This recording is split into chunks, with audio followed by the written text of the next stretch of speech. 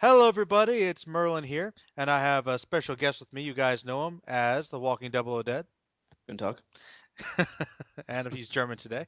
The And Germans? and now we might have the anime hero joining us at some point, probably, but we'll see. Who knows? Other people might drop in, but for now, we're gonna start off with kind of a long-awaited sequel. A while back, and I mean a Yo. while back, Dad. Well, like 2 years? Actually, Maybe. we could probably look. I think, dude, I Um, think it might be like closer to 3 years. nah, that Uh, can't be 3 years, really. well, look it up quick. Look it up. Shit. I don't Look know. it. I'm gonna go with two. No, trust me, and it scares me a little bit, dude. It scares me a little bit. Like, That was a long fucking time ago, man. Shit. I know we probably we talked about doing more of these calls, but it just sort of it Like just 3 years ago. we just it's just like but we did it. Man, our group is slack as fuck, but we get around to it. We do stuff, but we take a while. Yeah, yeah. No, but I'll admit, and I'll admit that like this is a little off topic, but like that FMA call, like I agree with you. You posted it like again, I think on the fandom group, and that was Yeah. originally a Green Clan call, and then you posted on your channel, and you were like, this is one of my favorite videos I've ever done, Yeah. and I'm like, I feel the same way. I have that call. It's one of my favorites. I've listened to it a couple times. Yeah. It's a really good call. It really is. Yeah, it is. Yeah. It's like I mean, and I'm just like, well, we need to do more of those because Yeah, yeah. I'm super critical of it now because it's kind of like like how over time you get better on YouTube and yeah, creating yeah. videos and podcasts and sort of stuff. So you're kind of like, I really like that video, but I've like come out of my shell so much more and like, Yeah, well, yeah, you you were know what I mean? actually a lot more like nervous about stuff back then. You were a lot quieter. I remember that. Yeah, yeah. No, see, I don't know. I hit like this zen like moment when creating videos where I just stopped giving a fuck and I sort of created whatever I wanted, Uh-huh. and I don't know. I just sort of like I put more of my personality into it now. That's good. Instead of like holding back shit, I'm bringing out the old swearing fucking Englishman.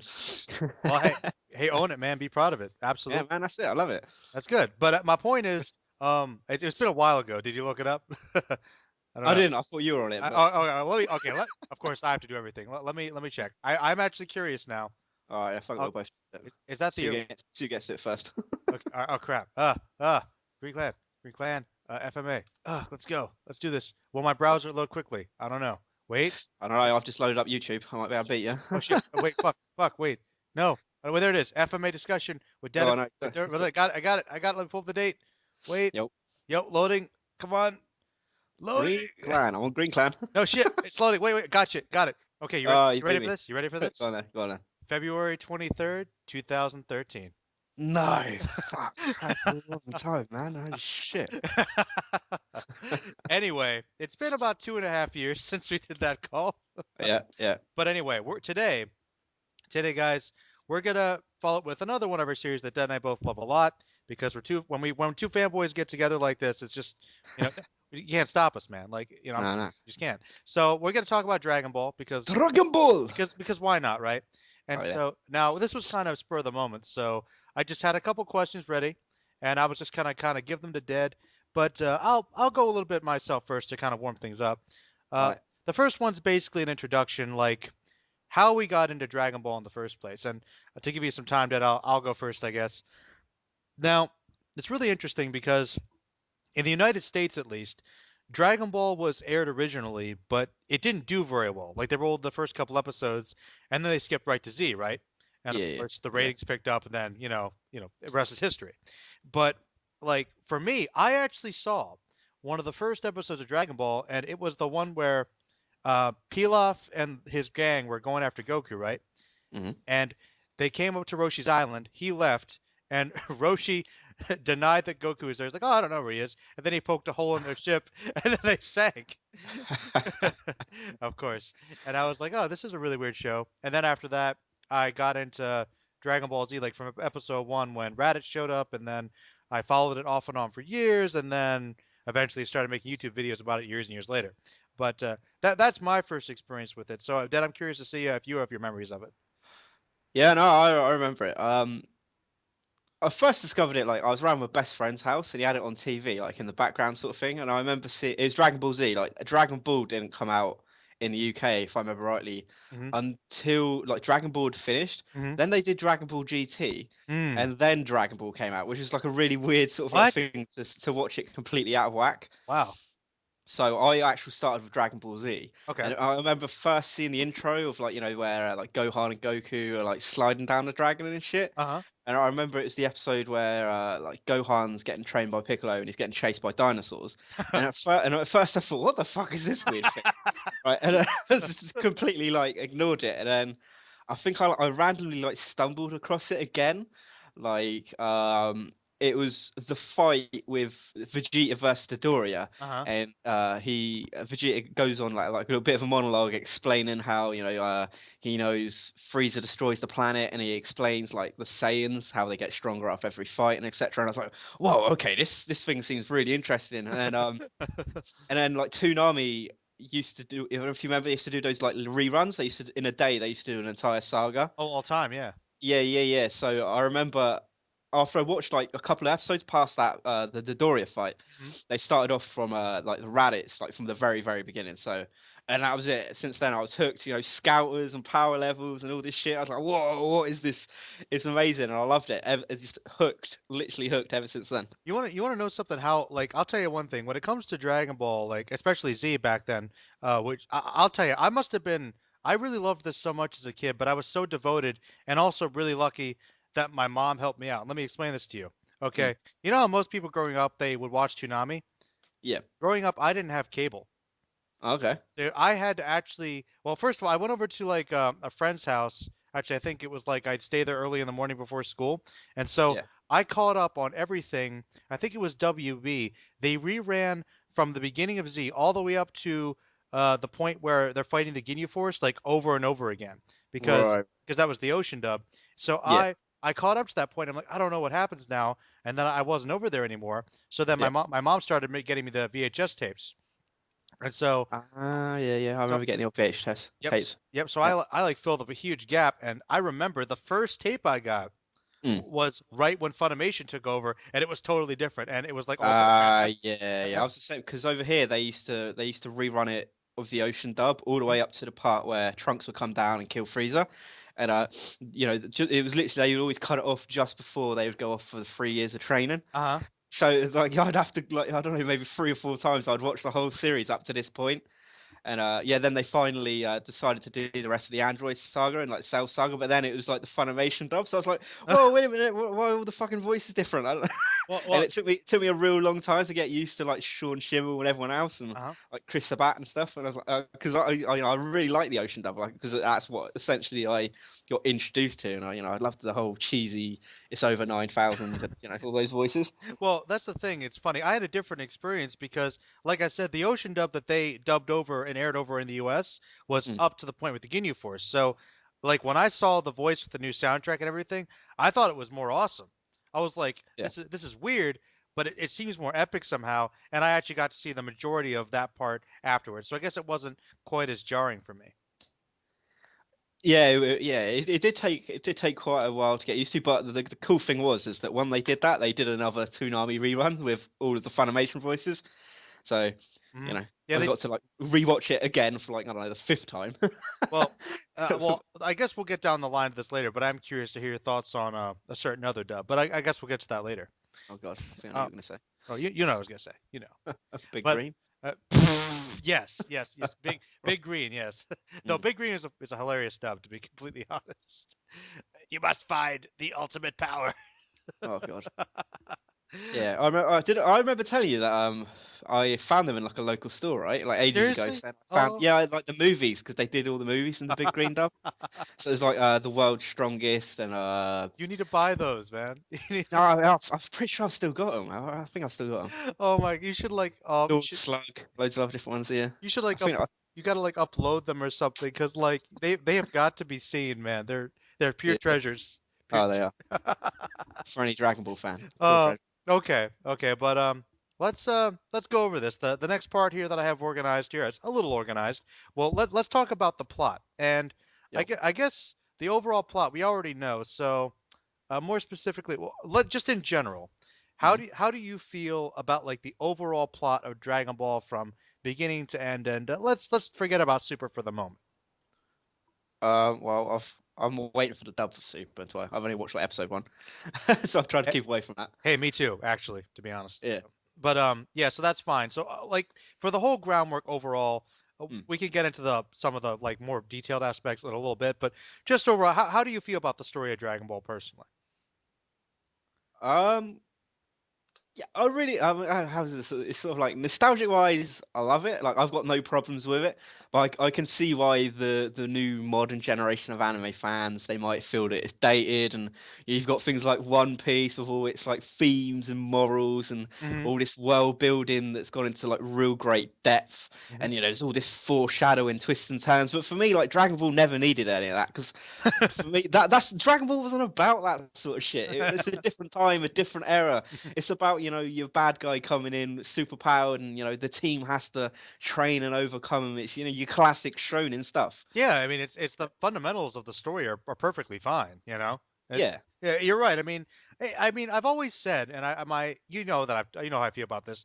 There's more to Dragon Ball than people often realize. Like Yeah. if you Yeah. take it at face value, you're right. It is. It's about the action. It's about working together, perseverance, teamwork, family, good shonen stuff. But I mean, Mhm. there is more going on to it, but it's more subtle. And I think people kind of forget that about Dragon Ball. It's not. I don't think it's like as So, but detailed as. yeah, I'd say that it happens over a very long period of time. So Mhm. maybe that's why people don't, That's true. partic- especially with like characters and how they grow and change. Like, if you take Goku from the very beginning and you compare him all the way to the end, there's a massive change. Oh, Same with huge. like Vegeta, same with Piccolo, same with Gohan.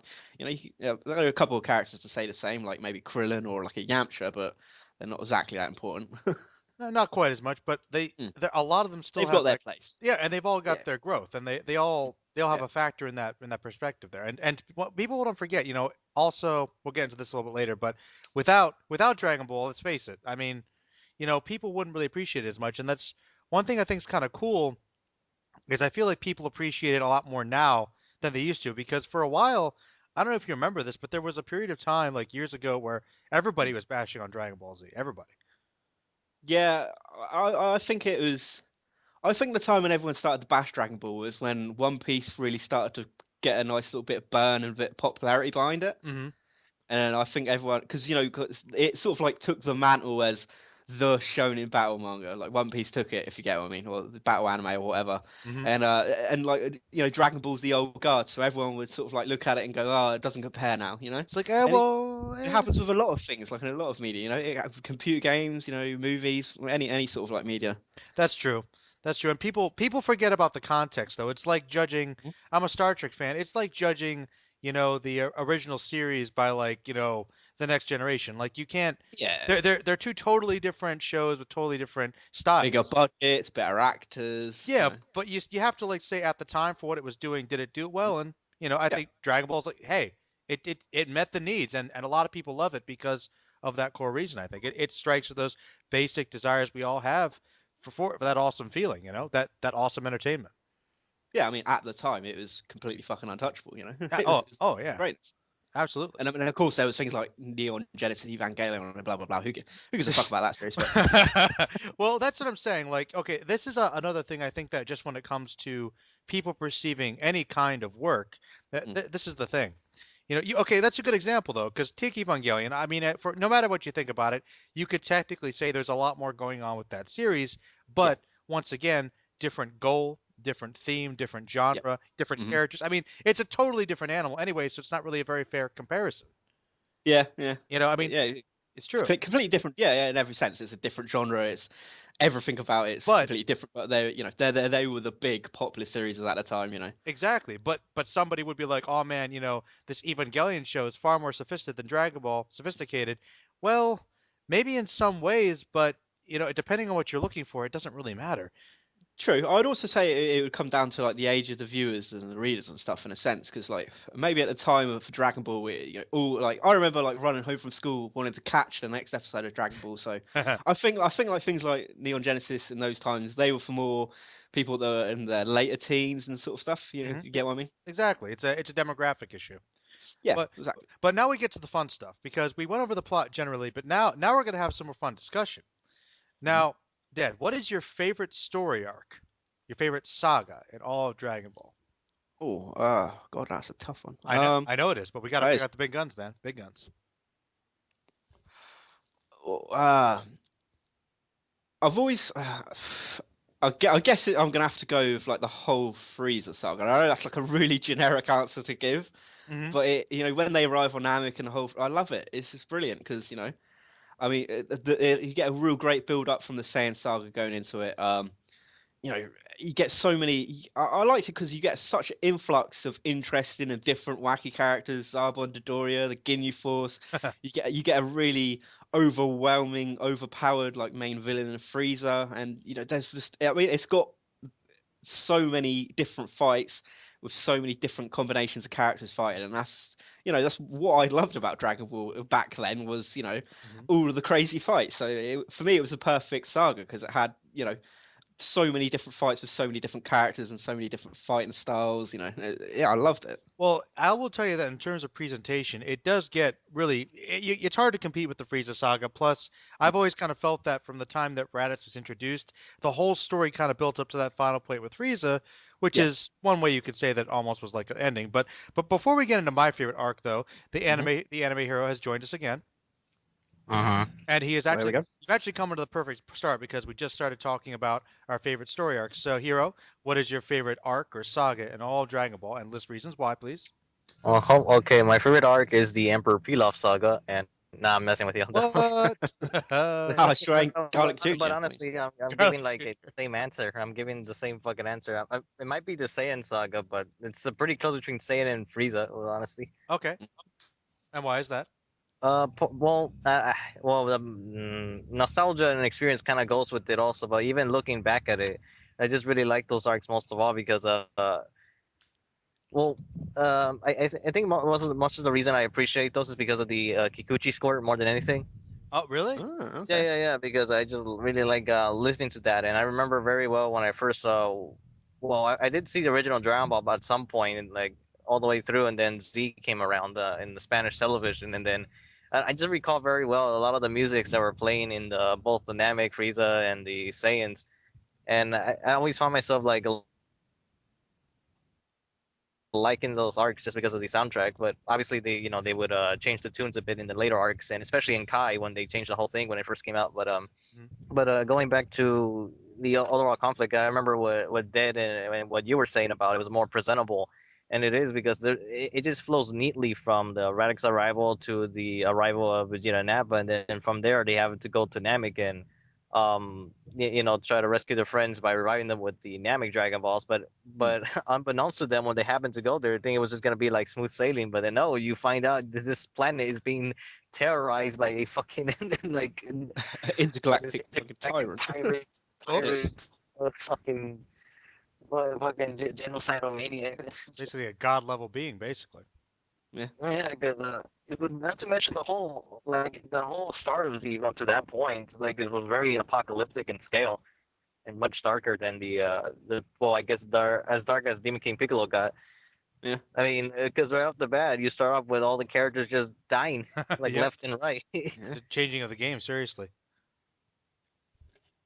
I will Well, say I will say this about I've al- I did like the whole storyline, if you get what I mean, of like the Android saga. But the reason I never put that first is because I really didn't like how they did the whole like Cell games and stuff. Like moving up, I really enjoyed it all the way up to like Imperfect Cell and when he like transformed to Semi-Perfect Cell. But well, then after the mean, like, I really didn't like the concept of going back to like a Cell games. all right, all right. But I love the whole time travel and Trunks coming back and all that sort of stuff. Well, he must have known what I was going to say because, as you guys I probably know know, what you're gonna say. Yes. my favorite arc is probably the Cell arc or the Android arc, and it's mostly because it's for two reasons. I can agree. Whenever anybody says that the whole Frieza arc works better in terms of flowing narratively, I can agree. I totally agree with that. But but I guess in terms of the Cell arc, I guess I just really like Cell as a villain, and I like his backstory. I think he's very interesting, and I love Future Trunks and the time travel aspect, and the basically the androids as a whole and what they represented. And I thought I just really like I feel like in terms of the complexity of the storyline, it never got more complicated than it did with the Cell arc, to be honest. Like Yeah, that yeah, I'll that, that definitely go with that. like Yeah. that's the most layered like complicated writing that the story ever had, and I thought that was really interesting. Yeah. And I guess I really liked the themes they explored there, the relationship between Trunks and his dad, Krillin's stuff. I thought Gohan came into his own finally.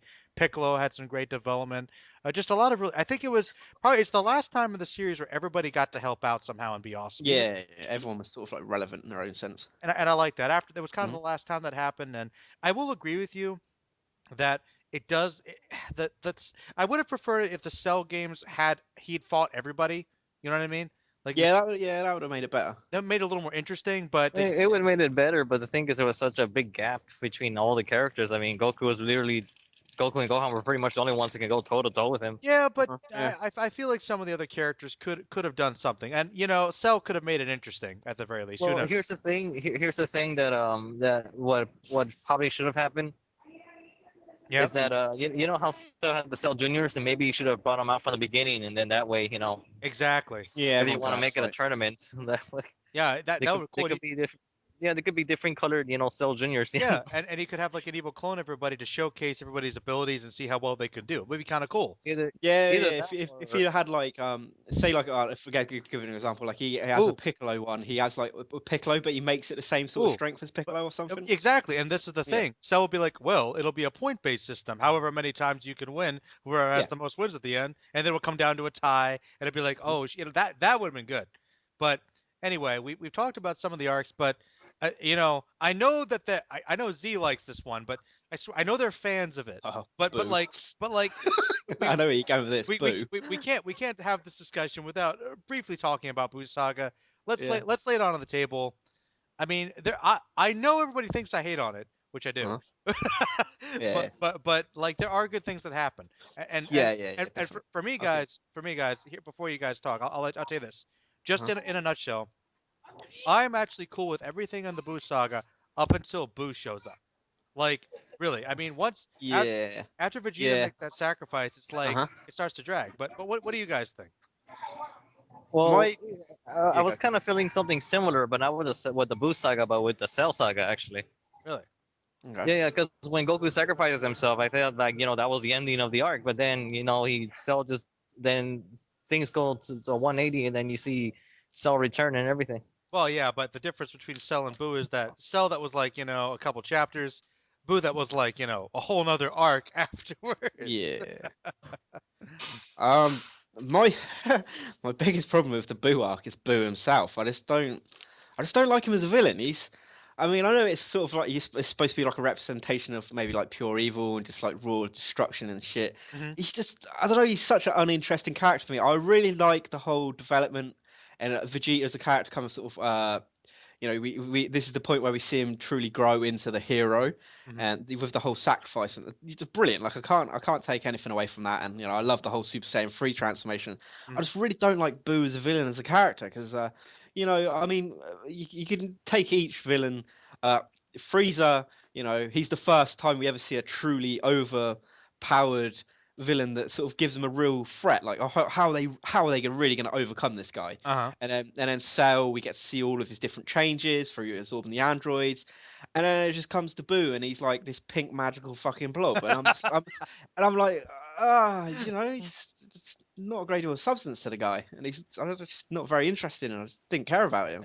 Well, I will say one thing about Boo though. He does have he of all the three big bads, he's probably got the most interesting backstory. Yeah, but I don't know. I just don't like the whole aspect of he's some magical creature that was created by some wizard.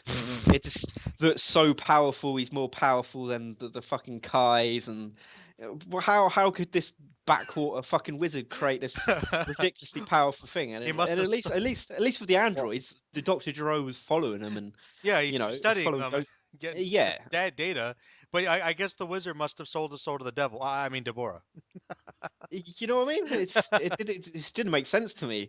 I mean, Frieza, his race, his mutant race was born, and they're just ridiculously overpowered. Mhm. Cell was created through studying in science and all that sort of stuff. Oh, speaking of Frieza, I'm in Walmart right now, and look what I'm looking at in front of me. Wait, Resurrection F? Yeah, it's right in front of me. Yeah. Well, Hero. Since we're on the subject, what are your thoughts on Boo? On Boo, what was that?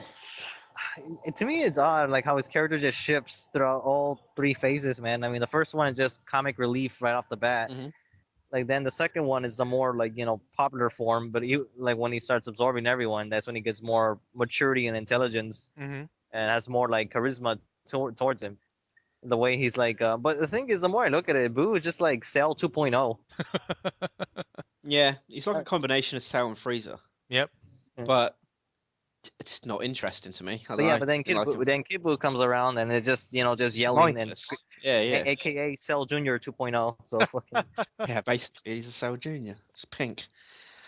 I don't know. I mean, I guess that's why Toriyama went with the whole pink thing, to give you this perception of, he's not threatening, but at the same time, he's ridiculously powered. But That's true. didn't really work for me. He just, as a character, he didn't work for me. Well, on that note, though, to get away from some of this negativity, we're going to talk about the characters. And we're going to talk about our favorite characters. And chances are we're going to cover pretty much everybody important. But let's just start with our favorite characters. So, I don't know. Hero, lay it out, man. man, like I've been debating like who's my favorite actually Well, from. that's why you can say more than one, man. So you can say more than one. Well, I can tell you this. Like I know somewhere in the 5 would be a mix of either Goku, Vegeta, Gohan, Piccolo, or Future Trunks. Hmm. But I think that's almost everyone's like favorite choices. It's just- Well, Yeah. well, let's discuss some. Well, I'll tell you what. No, you can. That's fine. Dead. How about your favorites? You can do 5 as well if you like, and then we'll You go. want to do 5? Then we'll go into more detail after this. Okay. I'm gonna curveball you. I'm not gonna say this person's number 1. Let's chuck him at 5. Okay. Okay. So we're gonna go 5. I'm gonna go with Raditz. What? Yeah. No. Listen. Okay. Well, Hear me out. don't say anything. Just keep going. Whoa. Well, then I'll go Mercenary Tao on this shit. Well, no. That's really interesting. But let's. I'm curious about the rest of this list now. Okay. Alright. Raditz is number 5. Okay. Raditz is number 5. Mm-hmm. Okay. Piccolo would be 1, so we're going Piccolo 1. Okay. Piccolo 1. Right. Vegeta has to be number 2. Okay. Future Trunks. Good. Yeah. And that's stuff. What else was I sticking in there? I would honestly, I'm going to stick Freezer in there as well. Oh, okay. All right. Sounds good. I'll try to keep villains out of mine. Okay. But let's say Gohan's number 5. Mhm. Okay, Vegeta's probably number 4. Then we got, this is where it gets tough. Krillin's like number 3. I like my boy Krillin. Mhm. And then I'd say Future Trunks is number 2. And then, well, number 1 is Piccolo for me. Now, yeah. So that'll probably be my top 5, tentatively speaking. So now let's go through discussions by all of them. So let's start with the big boy himself. Let's talk about Goku. How do we feel about Goku as a character overall? I'll actually start this one off. I think that Goku, it's kind of funny. I think I always liked Goku watching Dragon Ball over the years, but I feel like I never liked him as much as pretty much everybody else for a long time. And I don't know why that was. I mean, it's not for the reason you'd overtly think. I didn't really think about it too much back then, but I actually was like, Goku's okay, but he's the hero. But I feel like I really appreciate the character, what he stands for, what he represents for shonen and just for action heroes. And he's not he really is this person that wants to fight for what's right and defend people, and he cares about his friends or family. But he's also got flaws. He's got his pride, his selfishness. He does have some issues with his son. He's with his family. It's true.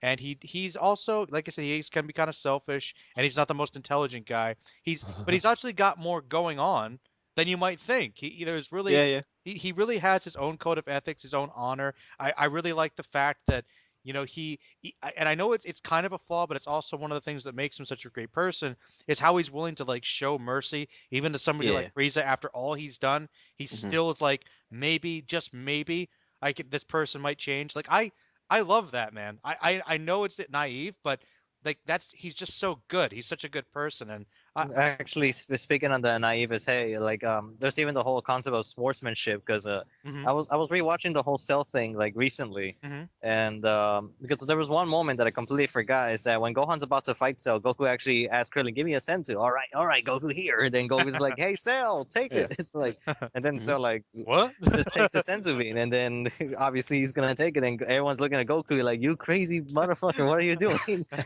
Yeah. It's like, wouldn't be a fair fight. Which like I don't know, like like that's I kind of like that, and I kind of don't also because it'll be a fair fight, but the fate of the world's at stake here, Well, man. Your whole planet of people. and Hero, that's the thing though. That's what makes him interesting. Is that very thing about him has good and positive aspects, Yeah. good and bad. But Hero, since you're talking, how do you feel about Goku? I don't really like it the way he is as an adult, honestly. Like, Uh-huh. it's because of the whole like because he's like a person who never seems to stay in one place. He always just wants to. 'Cause I just felt like this highest point was a cell, and I felt he should have stayed there Hmm. I agree, actually. because I like the whole idea about self-sacrifice, especially with the fact that he made a mistake earlier with sending Gohan out there, Mhm. expecting him to be like to take things right off the bat. But Hero, But that's a huge part of his growth that people overlook, though, is that. well, yeah, because I mean, like he made the mistake and he wanted to repay for it, so that's why he was gonna let himself die. And at the same time, he told himself that he didn't want to get revived because he felt that he was attracting just more danger. Also, that it was like time to pass it on already. Hmm. He sheds a lot But of this- his naivety at that point. Yeah, but it also kind of backfires because he says that that there's plenty of people out here in the other world, so it's kind of like that I'll be more entertained here than down there. Like that's kind of what I hate about him. Is just that like, you have something so positive, but then I'm just like, you're not the best hero around, I'd say. But Well, Dead, what are your thoughts on the big man himself? I've always been very neutral on Goku, and Okay.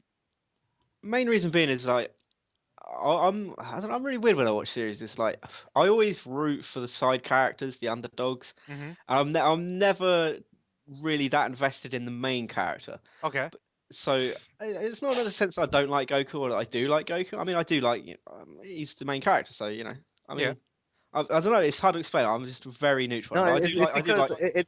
it's because like anime series or like a shonen series in particular that have like groups of characters. Hmm. Usually, you kind of know how the main character is gonna be. I mean, it happens all the time. There's Yeah, it's there's very There's formulaic. Kaneko Man, there's Seiya from Saint Seiya, then there's like Momotaro from Tokujuku, and then in JoJo there was like Jotaro would probably be the example for that. Well, that's the thing, though. You're right because with a I shonen don't know. show they have to fit a certain formula, but the supporting characters get to do all the interesting stuff. Yeah, that's Yeah, the thing that's because right. the main character has to be the representative of all the moral ethics usually Yeah. of the group, but then everyone else they could just do whatever they basically want. They could be real people. They're not Yeah, restricted to basically. that role. So that's the thing. Mhm. So. Yeah, that's true. That's true. But all right, well that's interesting. Dad's gonna go Switzerland on Goku. Yeah, Switzerland's But out. okay, well since we've talked about the big man, obviously logically we got to go to the number two man. Yo. Let's talk about Vegeta. And since you were the last Veggie. Veggie himself, we're gonna start with Dead on this one. How does Dead feel about Veggie? Veggie. Uh-huh. When I was a kid, absolutely loved him, and he was always my number one spot. And Me it too, wasn't bud. until I was older and I rewatched the series over again He's that an asshole. he is, man. That I started to truly appreciate Piccolo. But going back on the old nostalgia on Vegeta, I loved that. He originally comes in as the villain. He's fucking arrogant and cocky, Mhm. and I just loved how he wouldn't show any. He's like really at the beginning. He's the very polar opposite of Goku. He doesn't show mercy to anyone. Mhm.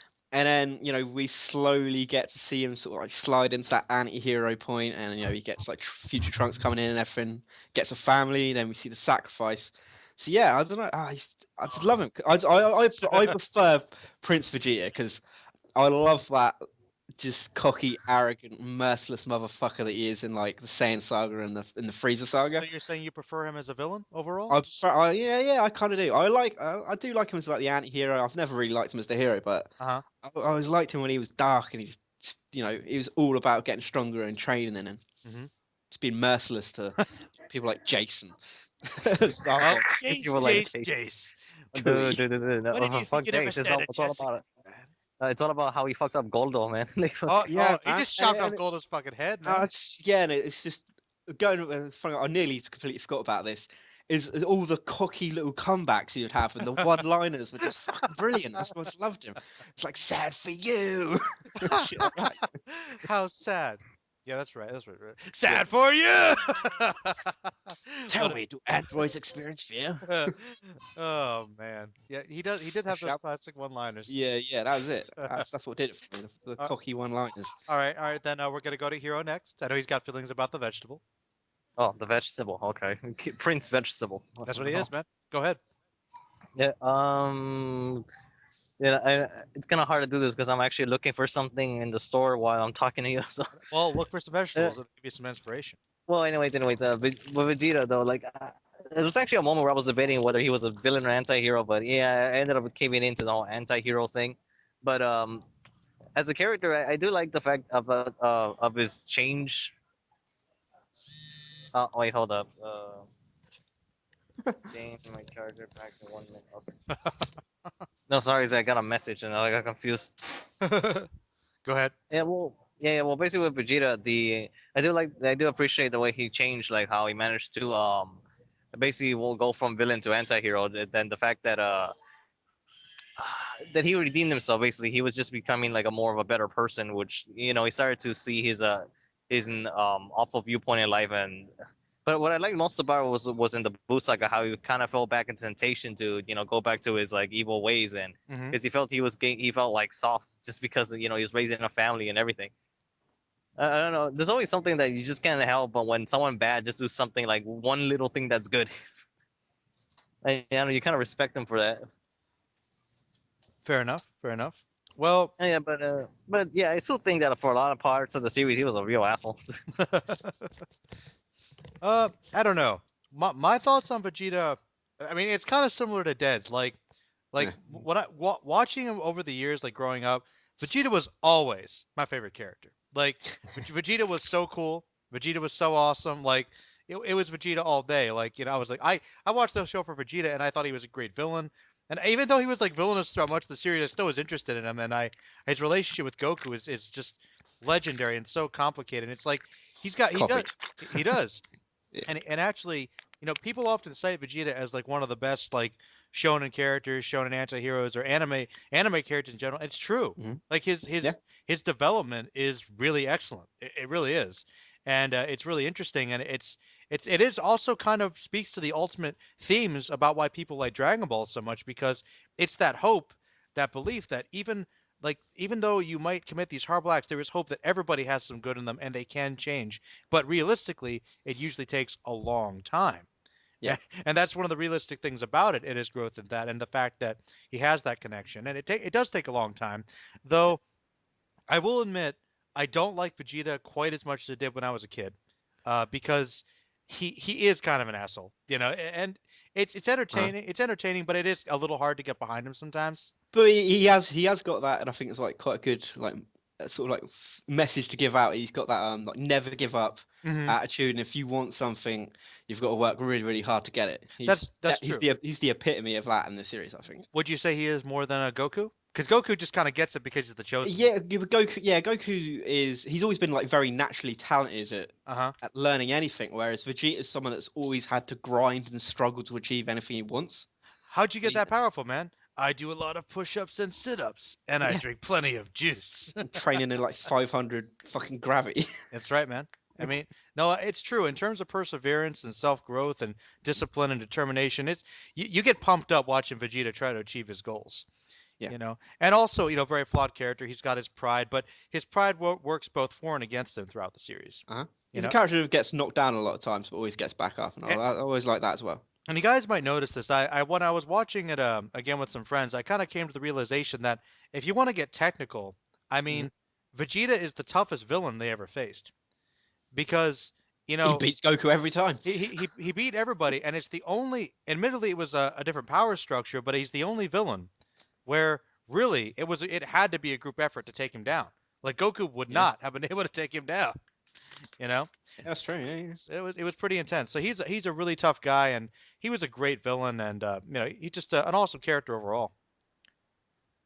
Agree. Now Yep. this is the question though. This is the question, guys. Oh. If I'm gonna go to a number 3, who's number 3 gonna be? um, Because I know who it's gonna be, but I'm curious what you think, Dad.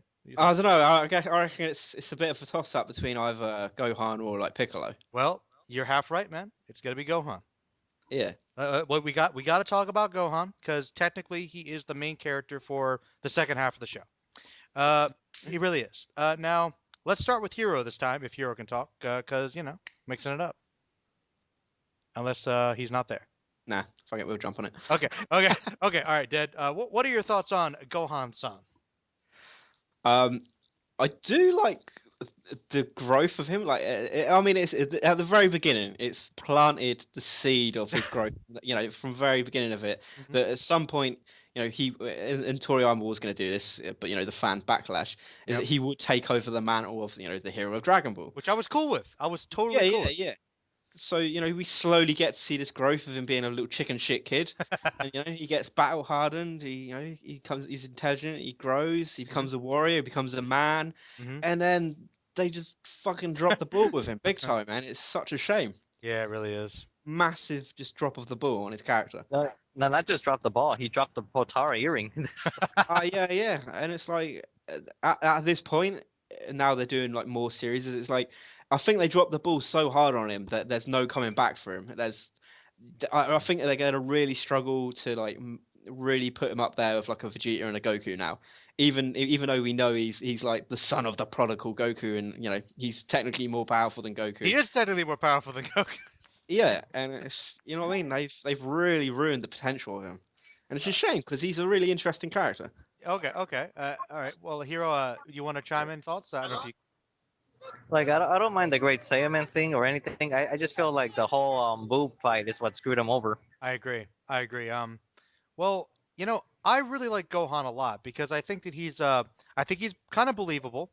I think that it's interesting to have a character that's actually really smart and who's actually like he's a kid. He's actually, you're right. He is kind of scared a lot, but think about the undertaking he goes through. I mean, he Yeah. journeys to this other planet to save everybody. I mean, He's not even 10, man. Like, I mean, he's a young kid. I mean, people forget how young he really is. I mean, he's like what 6 on Namek, like that's some no, really. I mean, like 6 or 7, man. Like, Like, not yeah. 10. He definitely wasn't 10, man. I mean, he. A lot of people think that, but he was like technically like 6 or 7 years old. I mean, this kid. How many shonen heroes are that age that undergo that horror and that terror and not many, man. stand up against Yeah. those villains? They're 7 years old. I mean, Well, people. maybe Piccolo, if you think about it. So Oh, Yeah, you know what I mean, man. yeah. No, but seriously, like people write him off, and I do agree. This is kind of the thing, though. I mean, you're right. They did drop the ball and or the earring because of fan backlash. You're right, but I still think that doesn't discount Gohan's character. And I agree. The Saiyaman thing's fine because that was a perfect balance because Gohan had to focus on being a superhero. That's what he was. He had to save the world, focus on his natural gifts, but he could still follow his dreams and his studies. He was that perfect balance. I mean, that was fine, and that's why when Gohan breaks the Mystic Sword, gets his power, and kicks Boo's ass, that's where the series should have ended. Yeah. I mean, like when he just the fucking when he's taking Boo down, like I mean maybe they Should could have have saved the day. I mean like that was awesome. Like and then it just kind of sucks, and I do think people are a little hard on him because of that, and it is the writers, it is the decisions they made, but I think Gohan had a lot. I mean that I'll say this. I didn't mean to cut you off, but like that defeating Boo would have been that final thing that was cemented him as the character. Mhm. And then when you take that away from him, it just it kind of ruins him in a sense. It is true. It is true. But I guess I still think Gohan's one of the best developed characters in the show because he did have that internal struggle of living up to his dad's place, but also, overcoming what he wanted to do as well. So he did go through a lot, but it's just that one little thing at the end that I think kind of sabotages him a little bit. Yeah. All right. Now, guys, unless you want to say something else, Hero. I got nothing. Okay, I got nothing. Well, then you guys. Actually, no, I got something. He's got something, guys. He's got something. Yeah. Because I mean, because there is an expectation that he's supposed to take the role. I mean, just look at the opening for Dragon Ball Z. I mean, you see Gohan everywhere. Yep. Especially in the second opening with the the whole time skip one. You see Gohan and everything as like the main character. The next in line. But yeah. I mean, it just didn't. The line didn't go. It's like JoJo, man. You're a big fan of JoJo. He was groomed to be the next generation. But it just didn't happen. But Yeah. anyways, even with the failure at the whole booth thing, I still feel that he still works and everything else. Like, No, he's still a great character. I think people yeah, are yeah. I holding mean, hearts like, because of that. I Yeah, agree. no, to me, like I said, I think that was the missing piece of the puzzle, defeating Boo yeah, and yeah. being It's just able that to be the the safe beginning thing. and the middle were fine. It just the ending of it just didn't work. Mhm. I agree. Well, And guys, now it's drizzling.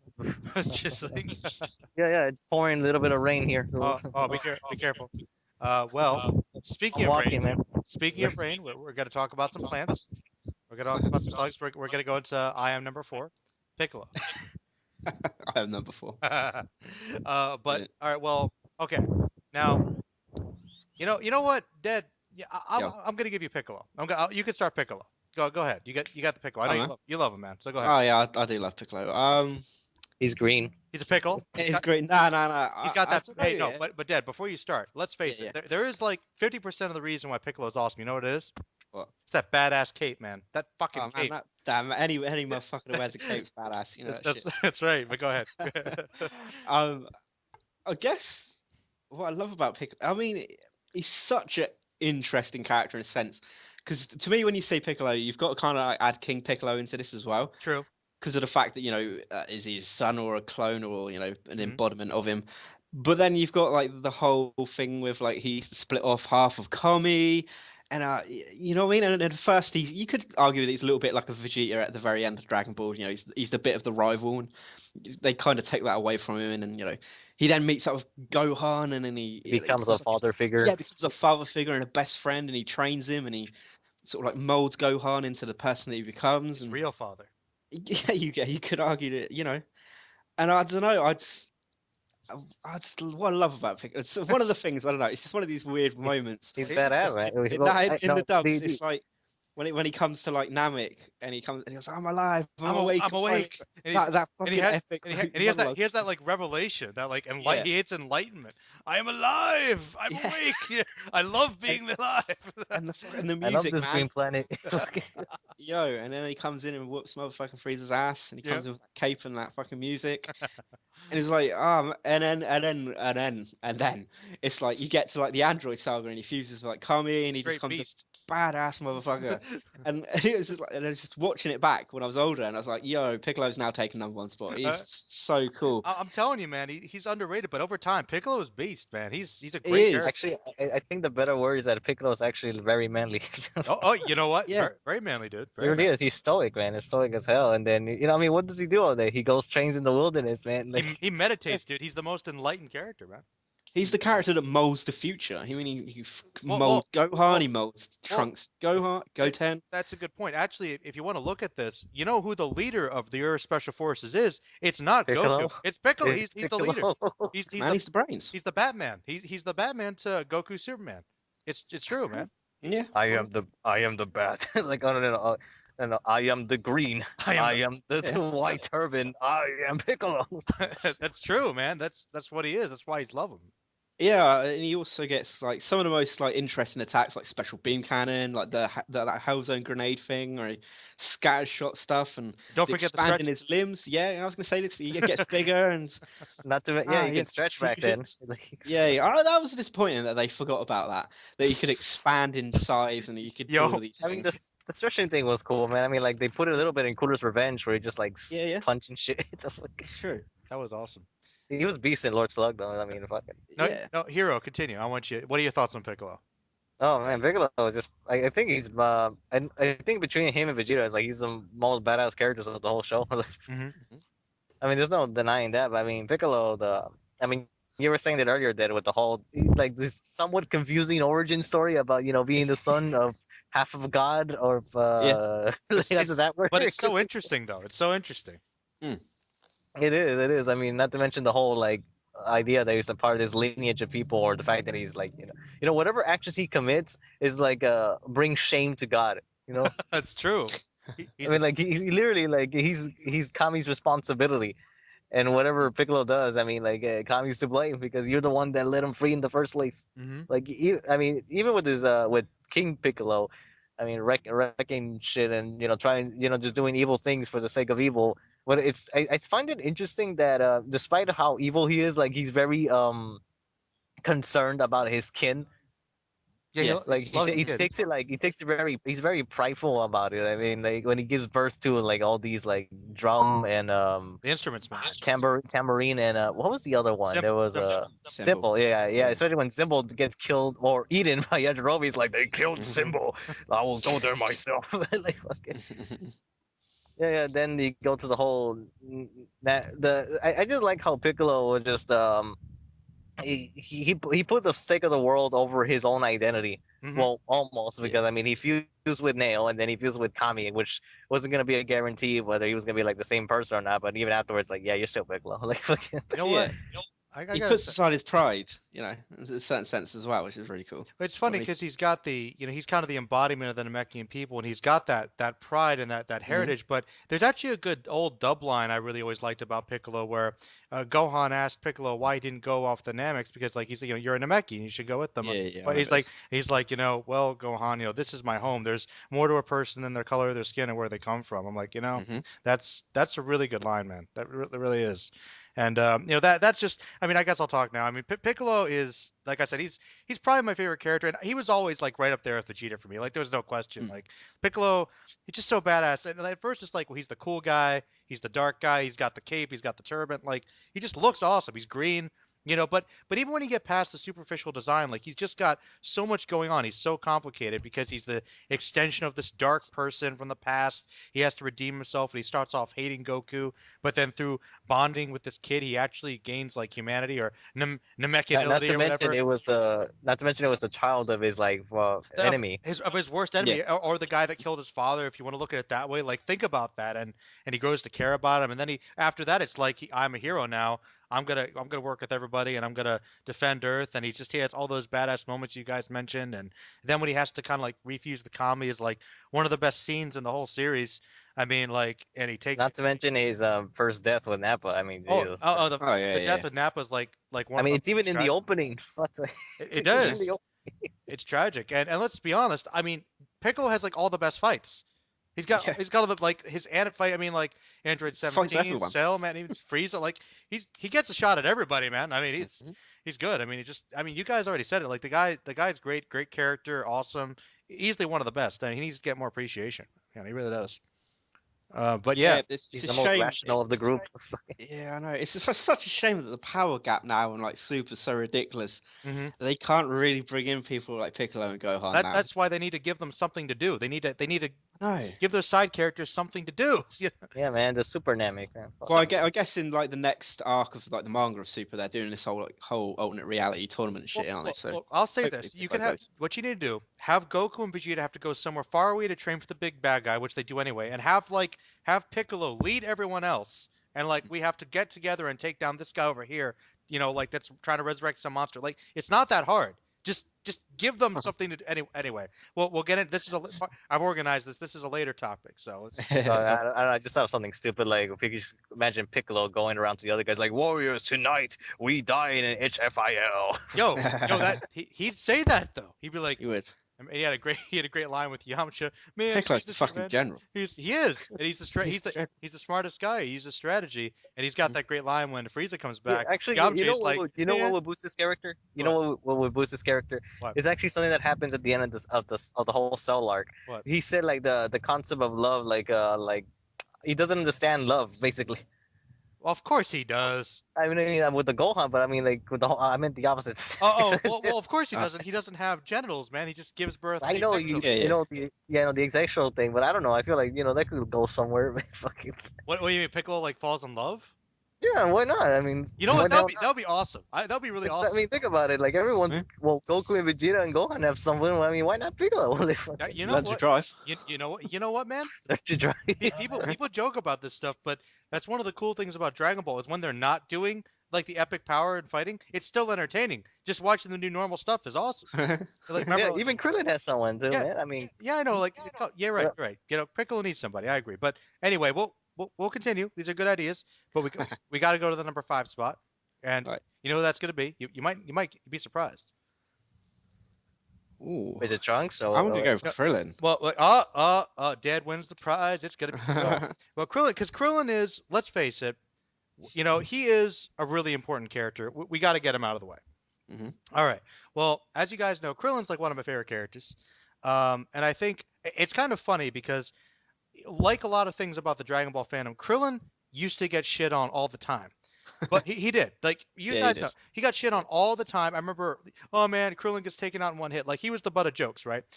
But now, with a bigger understanding of the knowledge of the whole series, we actually appreciate Krillin as the comic relief, as the best friend, supporting Hmm. character who does a lot of important stuff. And he's actually gotten a lot of, like, Krillin is now, like, ranked as, like, a really important character. And now Yamcha's just, even more shit upon them. Not to mention in the Japanese, he's voiced by Luffy since the beginning. So Exactly. So, but Krillin is like he is the most grounded, like believable character because as powerful as he is, he's kind of that he's the big guy. real Komatsu. He is. He's the real Yeah. The real Komatsu. Man. because he is the character we can relate to because even though he's so powerful, he still has to stand amongst these gods and try to survive. He's very human. That's the thing. I mean, Yeah. He's the most- like well, he's the comedy sidekick done right. He's likable, you know. He is likable, and and the thing is, people forget this, but there are so many times though where main characters would have been dead if it wasn't for Krillin.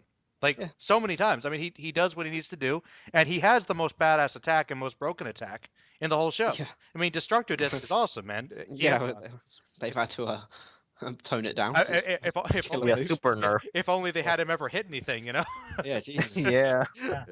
But no, I mean Krillin, it's funny. His biggest thing was the romance, and he was always kind of shy and always felt like he'd be alone. And yet he's waiting through the whole show to finally find somebody, and then he ends up with the most badass, awesome female character on the show. So like it's funny in a way he wins more than anybody. Like they may have just won on all the battles, but Krillin, he's the ultimate winner, man. Because Yeah. and the cool thing about Krillin, and this He is has a why- job. he has a fucking job. He makes money. He has a Yep. successful family. I mean, God.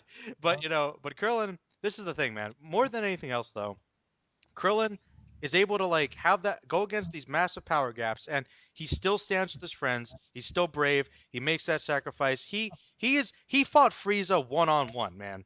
I mean, Krillin is awesome, and I think people get that more now, but I think people still need to know. I think they still need to know the blonde, the bald awesomeness. But Dad, I think people hate on him more than the deaths is the whole like not blowing up 18 when he has a chance. More than anything. that you know what Yeah. that was true. But think about it though. That was still interesting about his character. It was still an interesting, once again, flawed character. They have believable flaws. Yeah. Like, the only thing I just kind of wish that if I'm not sure if they mentioned it beforehand or not. Like if they mentioned that the androids were, they used to be human and they were like made into these things or not. Like I don't know. I think That's that's the only always thing I'm explained trying like to after, isn't it? Like, It's been like, very, I very think, consent I don't know, shoes and because if they did know that stuff beforehand, then it would be more of a moral dilemma for Krillin. Because I'm thinking, like, Yeah. am I gonna kill this person again? Because I mean, like, it's probably not even her fault why she's like this, I think and then I'm just gonna kill her just to try to save. It's kind of a dick thing, really, because I'm thinking I'm gonna kill someone just to save like everyone else. Yep. Well, hey, I mean, but it's a strong dilemma. But all right, Hero, since you're talking, what are your thoughts on Mr. Krillin? Kuririn. Uh, Kuririn. The Mr. Kuririn-san. Kuririn san. Yeah, but it's kind of weird, like where I put Krillin really, because I don't hate him, but I don't really like him either. He's just somewhere in the middle for me, I guess. Okay. I'll hold up a sec. We're hold. Yeah, I always Well, know anyway, I know Hero's always kind of had like this weird feeling about Krillin, but I don't know. He's got to understand the awesomeness though. He's got to understand. yeah, I know, because I mean, I do, I just like how he meets up Goku in the first place. That he actually was briefly stronger than him, or at least on par. I mean, Uh-huh. I don't know. I just kind of wish like the power gaps more than anything is what fucks up the show.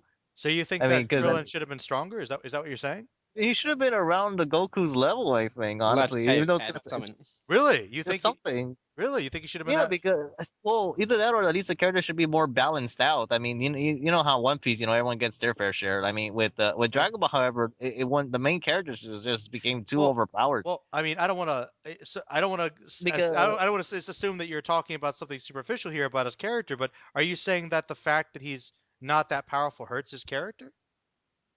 Yeah, because it doesn't give him much to do. Yeah, I guess it does box him in the Well, comedy, because, sidekicks of. Well, let me explain. It's because Mhm. with Krillin, like in the beginning, like he was like around Goku's level, and then well, it's kind of strange how Toriyama never really used them for much of the other arcs. Like the Red Ribbon Army arc, everyone could have joined in on the party and fight against the whole army to save people, but it didn't happen. And then when we go to the Demon King Piccolo, he ends up dying, and that's the whole reason why he's a trigger for Goku's anger and everything. And we actually don't see Krillin really take the lead until Namek Saga. Well, Namek Saga is Krillin Saga for like a lot of it though. Yeah. It is. I don't know. I just kind of wish he was just around more. And then after that, like with Cell he was spending time with Trunks, and so there's that. They were actually good buddies. He's always doing something. He gets along with everybody. Well, that's the thing. I mean, Krillin's always doing stuff that's important, though. It's just unfortunately it's not combat based most of the time. Yeah. That's true. Well, but I see your point though. Now I'm curious how Dead's gonna feel about Krillin. I'm curious. Yeah, I pretty much agree with everything you said, man. I really enjoy it. He's a likable character. He's the the perfect sort of like comedy sidekick that works. You don't really like hate him. Or he's not annoying like a lot of other series have got. Like Any Komatsu's examples? or Komatsu. Komatsu, or like, I guess a Sakura would go in there as well. Oh. Yeah, fucking Usopp. I don't know, Oh damn. Oh, he went there. Yeah, no, I went there. Fuck it. Fuck One Piece. Oh. Oh no. And like we lost like shit. 100 subscribers just left. Nah. They can handle it. No. But no, I mean, okay. So that's pretty much it.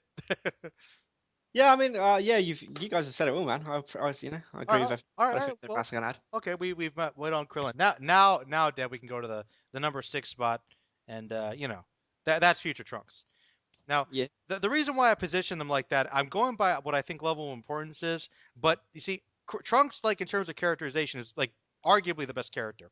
But he's only in there for like that one arc, so it's kind of there. But I mean, hell, I'll start talking about it. Trunks has just got like the best backstory. He comes in, he brings in the most interesting plot of the series. He's got, of course, he's got the whole future perspective. He's dark, he's brooding, but he's also intelligent. He's got that cool balance between his father and mother, that relationship with his father. He's got some badass fights. He's got a sword.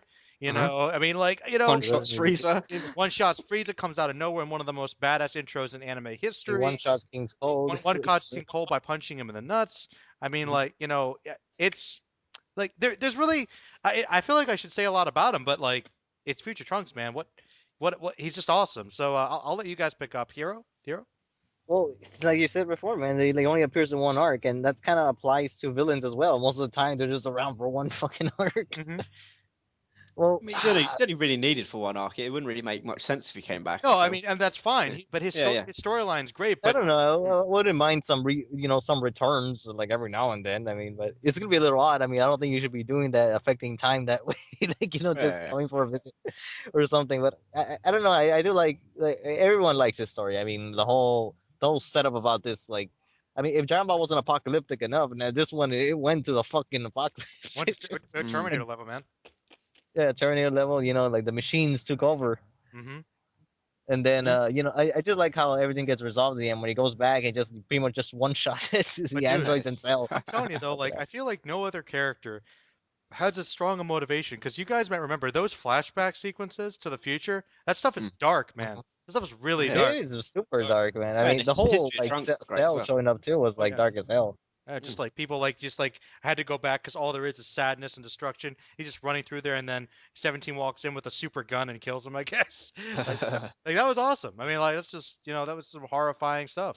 And I just love how devoted he is. Like when Cell's transforming, he just like having that flashback again.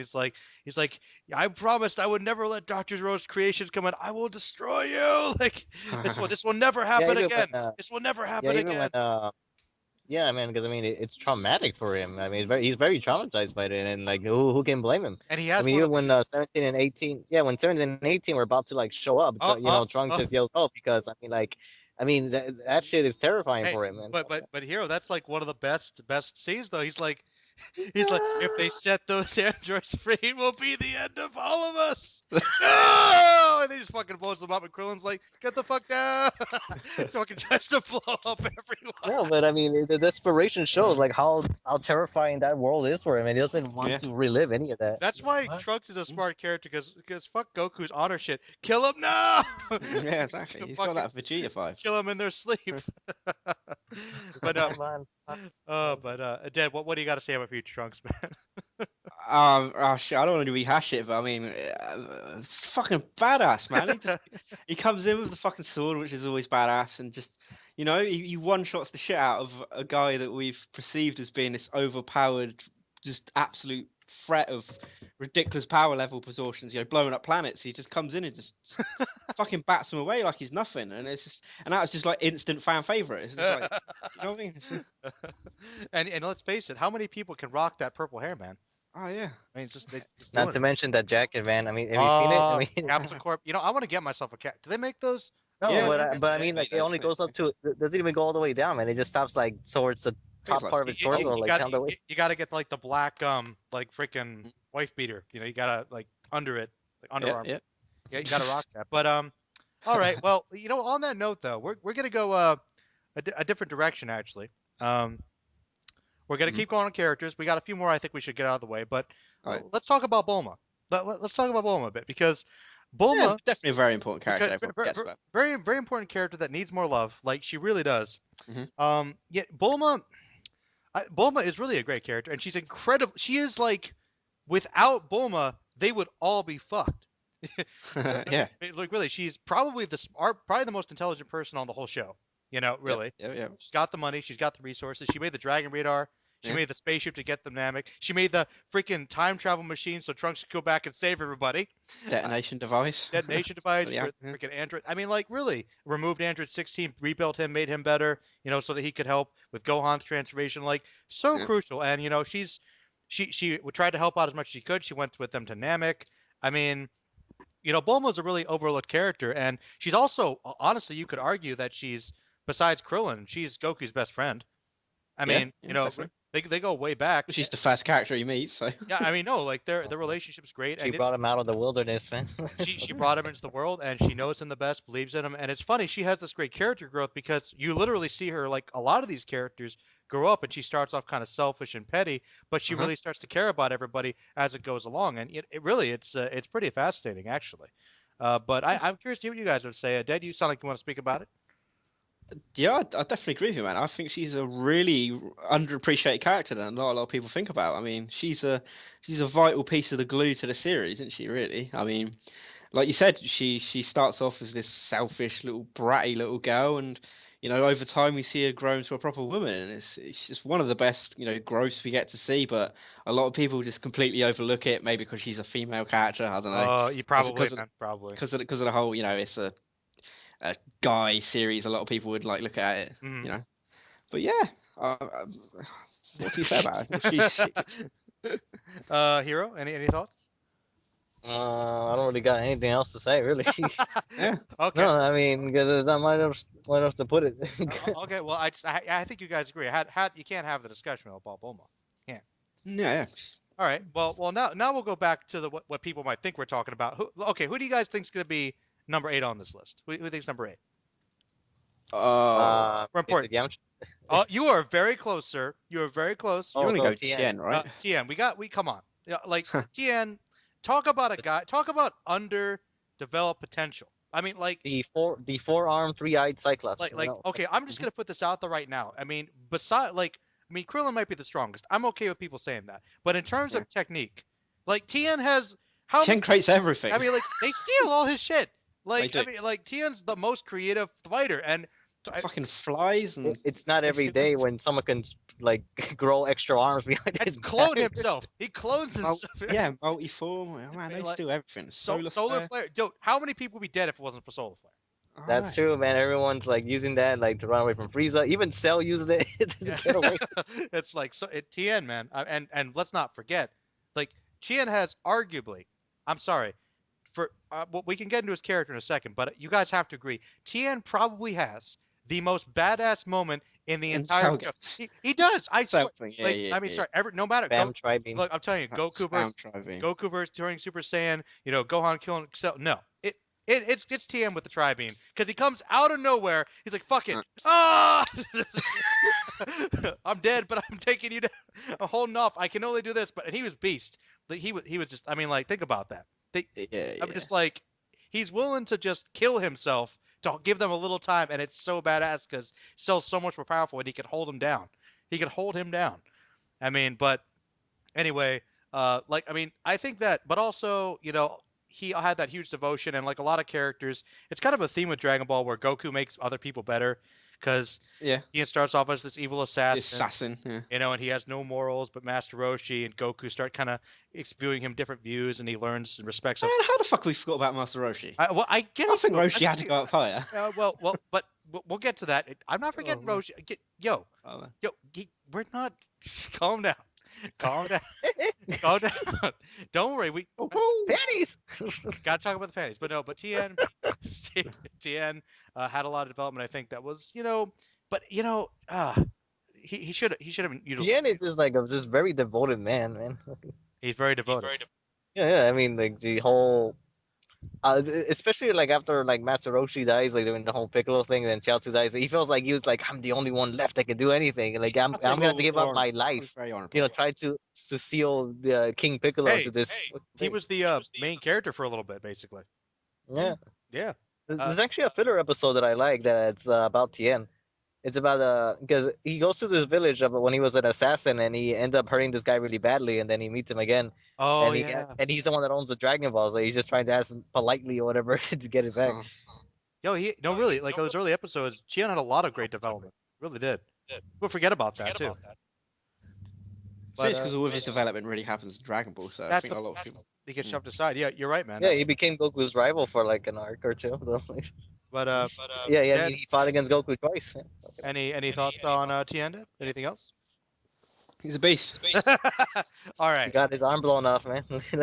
And Nappa, once again, one-handed. One hand. I was gonna say something. I was gonna say something about TM, and I'm trying to remember what the hell it was. Well, you know what? You'll have time to think. You have time to think. I don't remember. Well, if it comes back, it will. But now, Dad, we could talk about Master Roshi. Okay. And since you're so eager, you can start, because there is one thing. Dad has one of the best quotes I've ever heard. You know what I think about all the time, just randomly? What's that? Master Roshi's beast. I don't know. It is. It's the truth, man. Roshi is a beast. But I mean, go ahead. After I watched like Dragon Ball, I kind of was a bit bitter that he gets really boxed into the super perverted comedy character, because at first he's a real like a well of like knowledge for like Goku and Krillin and Tien and Yamcha, and we get to see him going to world tournaments, Jackie Chan, and it's you know what I mean? And then he finds like we get learn stuff about Master what's his name? Potato. Yeah, that's it. Yeah. And the whole like Fountain of Youth stuff. And I mean, he's not to mention the Crane Hermit too, man. Yeah, the rival with the Crane Hermit. I mean, he's a real interesting character, and it's a shame that he gets really wasted. And I mean, he is super funny. He is super funny as a pervert, but I don't know. It's kind of like they could have done so much more with him. It's like Joseph Joestar, man. He just became less involved in the story. No, but I agree with you, man. I think Master Roshi, crucial to so much of the development for those early characters. Yeah. And he was a great martial arts trainer, and he had that balance of comedy, but he was really also a great fighter. And I've always kind of suspected he was holding back, and I think Resurrection F kind of proved that. But in all fairness, but Master Roshi is a great character, and I've always really thought if they were gonna ever do a Dragon Ball spinoff, I really want to have a Master Roshi prequel. Young Master Roshi. I'm telling you, like his development, that would be a really good show. Like he's really interesting character. I agree. Even if it was like a little spin-off movie or OVA, that'd be really cool. Or like a mini series, some duels with the Crane Hermit, man. I'm telling you, like he could see him fight some bad guys, save some girls, learn the fact. I mean, they could do all that stuff. Dude, like Master Roshi, man, would be like the manliest story ever. It would be. I'm telling you. Yeah, man, it'd be getting like bitches left and right, man. And we can learn the origin when he got his shades. Yeah, the way he got his shade. Oh, you know what would be the sad backstory? What? like it belonged to like a close friend of his or something. Oh, that died. Oh, Yeah, and then damn. he keeps the glasses for him, and then, But and then once again though, like people, I know I've always kind of suspected though. They say humor is kind of how you deal with pain. Master Yeah. Roshi's a funny guy, but think about some of the shit he had to go through. All his friends got wiped out. Yeah, by the They got demon clan. true. they got wiped out. He fought an army of demons, man. I mean, like I know, and the only one that survived, like he just became supposedly evil because of that. Like, I know it. It's like his best friend, the only other guy that's left, became like his worst enemy. I mean, that's some heavy stuff, man. Yeah. That's good. I mean, talk. I think people appreciate Master Roshi, but not for the right reasons, though. Yeah, I agree. Yeah, they forget the Dragon. They forget Dragon Ball Roshi. That's the thing. Though they forget Dragon Ball altogether, but that's I know. that's gonna I be. mean, like, come on. that's- I mean, come on. The most epic things right off the bat when you first see Master Roshi is saying like, "Hey, Master Roshi, can you like burn out this castle that's on fire?" Like, sure, kid. That's what the Kamehameha. Then the old Kamehameha is like, "Oh, I blew up the fucking castle." Like, Oops. and of course later on with the whole like Goku turns into a Saiyan monkey and Jackie Chan just like, I'm gonna blow up the planet. I mean, blow up the moon. Sorry, not Oh, planet. yeah. I was like, He was thinking ahead, man. He was thinking ahead. Yep. Well, now that we talked about Master Roshi, who's next on the list? I think you guys know. Got to talk about him. talk about who? I didn't hear. Like, Who do you think, Dad? Who do you think's next? is it Yamcha? It- I think you want to go Yamcha. I'm trying to no, think. no, no, no, you're it's right. gonna show up. You're right. It's Yamcha. It's Yamcha. Oh, it is Yamcha. We gotta talk about Yamcha, and since Hero guessed right, you're going. How do you Oh, talk? Let's talk about Yamcha. Let's talk about Yamcha. Yamcha, the one, the scarred bandit. Or whatever. The scarred bandit. Yep. To me, I'm just kind of wondering like how he was beforehand, before all this, before he met Goku and the gang. Like was he like, what made him go out in the wilderness and just become like a fucking thief slash hunter or whatever? I don't know, man. Fucking idiot. I don't like how people just like kind of shaft him as he was just this unlikable. Well, I think No, all the it's not complaints come from like is that when he lost to the Cyberman. But I'm thinking like, come on, guys, why are everyone like picking on that shit? I mean, let's put it this way, man. Let's put it this way: the Cybermen are fucking frightening. The fact that no one in the Dragon Ball series, those things were stronger than Demon King Piccolo, and people could just grow these shit. It's like gremlins and critters on a fucking space planet, man. It's true. That shoot acid from their brains. No, I mean, Cybermen are pretty demonic. It's true. It's I true. think Yamcha was used to sort of like establish How powerful yeah, the bad I know guys what you were. mean. how because I he's found the term a for it. competent fighter in that world. So it's always a good way to show that Yamcha, someone as strong as Yamcha, is complete fodder to like these villains, and he pretty much gets Yeah, his but ass kicked I nearly know every the term for that, Dad. There's a term for it, actually. right. Yamcha is a guinea pig character. Yeah, there you go. That's That's good. what he is, because there's actually another series where characters like that. It's he used to be a villain first, actually. There's this character called Warsman from the Kinnikuman series. Like he was a Okay. villain first, but then afterwards he just gets like knocked down by the next villain. It's just- Yeah, okay. Yeah. Makes a lot of sense. Yeah. Well, I mean, he did have one of the most horrifying deaths though with Dr. Gero though when the android showed up. That was Oh yeah. that was pretty horrifying though. I gotta say that. Mm-hmm. Oh, I got confused. I'm talking.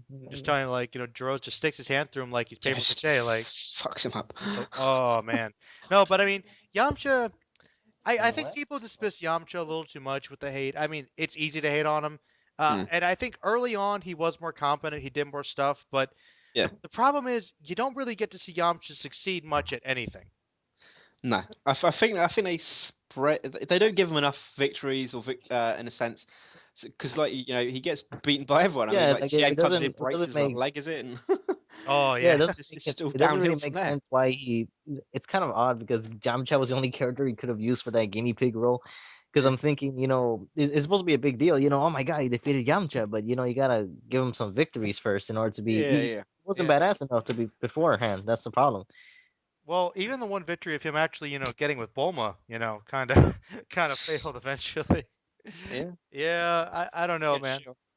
It- He really gets shit on. It's true, and I don't know. It's kind of silly, but it's unfortunate. But he's kind of like known for that now. That's kind of his thing. Like Yamcha is like the character everyone hates on because, well, he just kind of sucks, man. It just is the truth. It's Not everyone can be a Super Saiyan. well, not everyone. Well, you know what? Actually, one thing. the one thing about it, like I could actually forgive all that with Yamcha, but there's just one scene that aggravates the hell out of me. That's why I don't like him. Mm. Can you Which guys is guess what it is?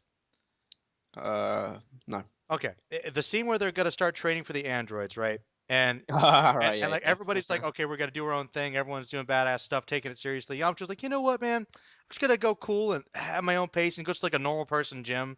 Like, dude, Mm. come on. Like, he, he just he just did. It didn't take anything seriously. He just stopped. Like, I don't know. Yeah, he's a quitter.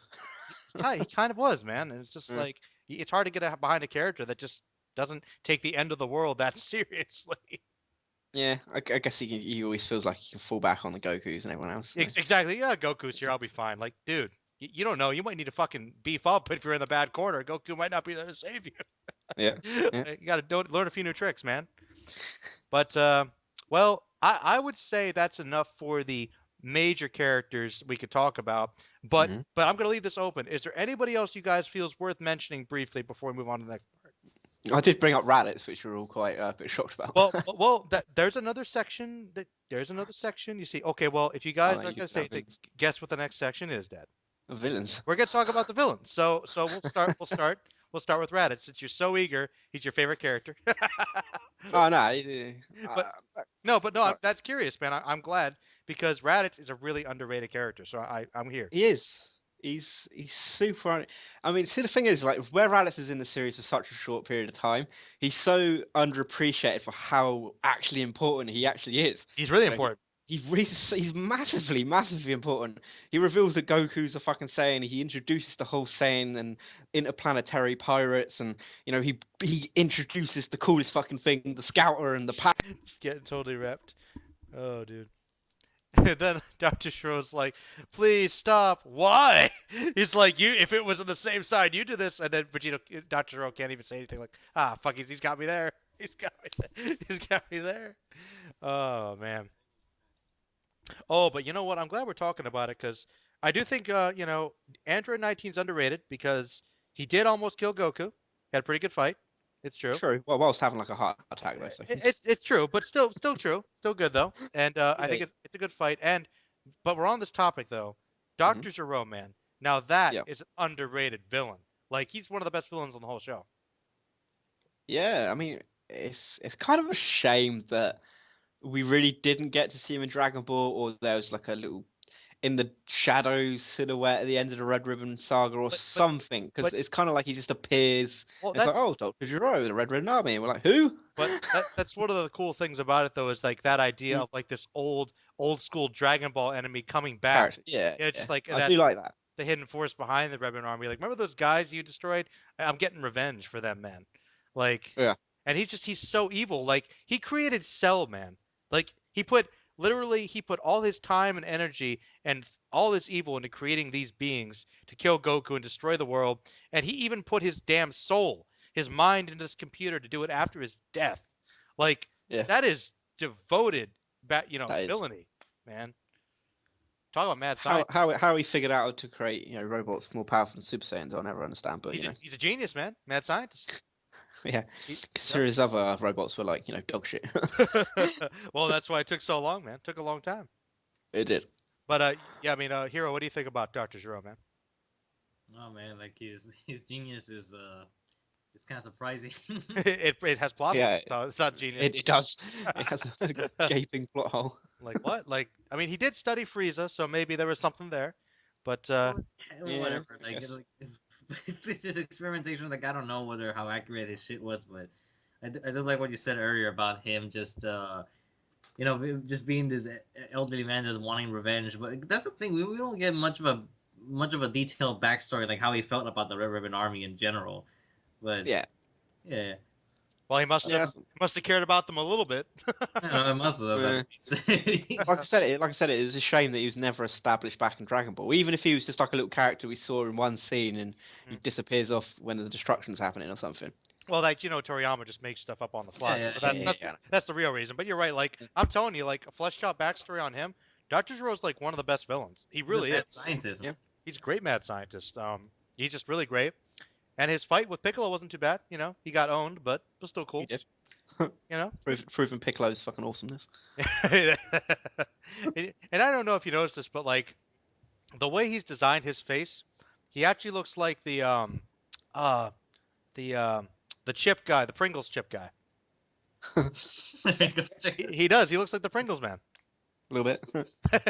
Like there's that part where he's running and his his mustache is blown up and his eyebrows look like they're punching you. It's like damn, mad eyebrows, man. But no, like Actually, I was gonna say about Jiro that I did like his introduction though.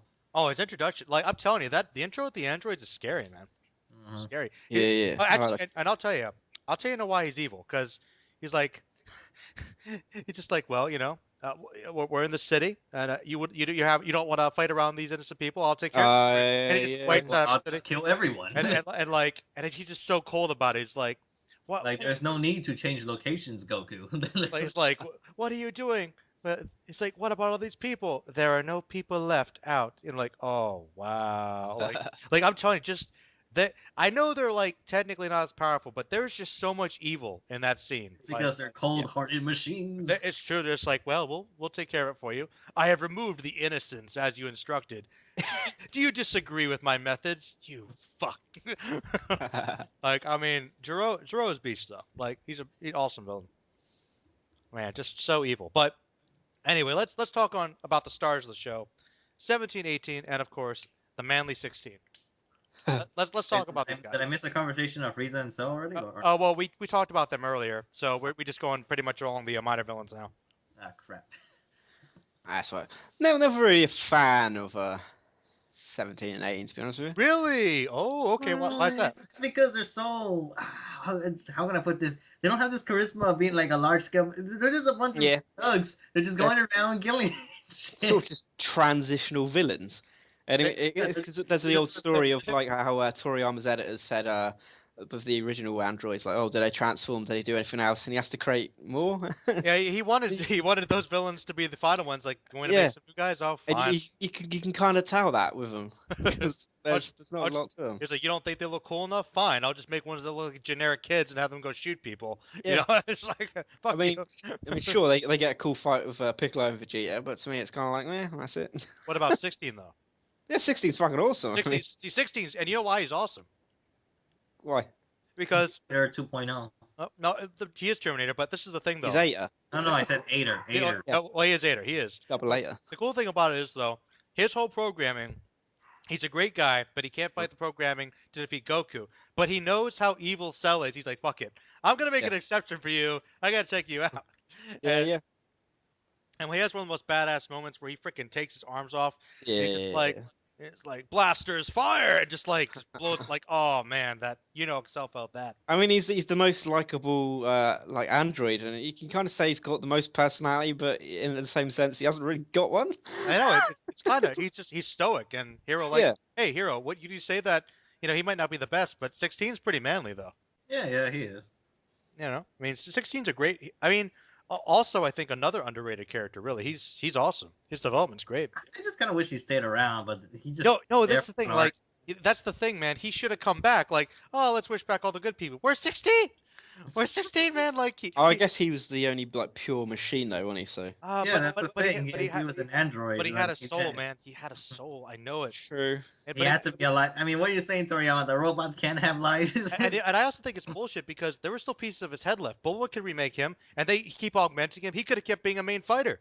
He could have kept giving him upgrades, man. He was Capsule Corp, man. He could have been like had the Capsule Corp Lobo. That was awesome. That was subtle when she put the Capsule Corp on him. Like he's no longer Red Ribbon. That was awesome. That was awesome. Like he's on Team Capsule now.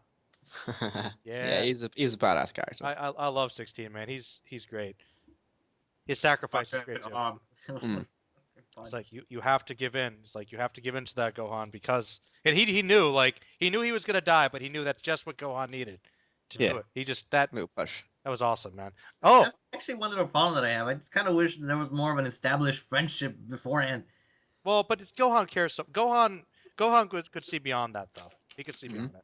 I mean, he could sense that tragedy. You're right. Actually, it would make more sense to bring him back also. Then I mean, like after that, it just become more like closer buddies. And you could see them hanging out, like giving the fist bump, like we're bros now. Like No, they really should have brought 16 back. I never got that. Like, Really should have.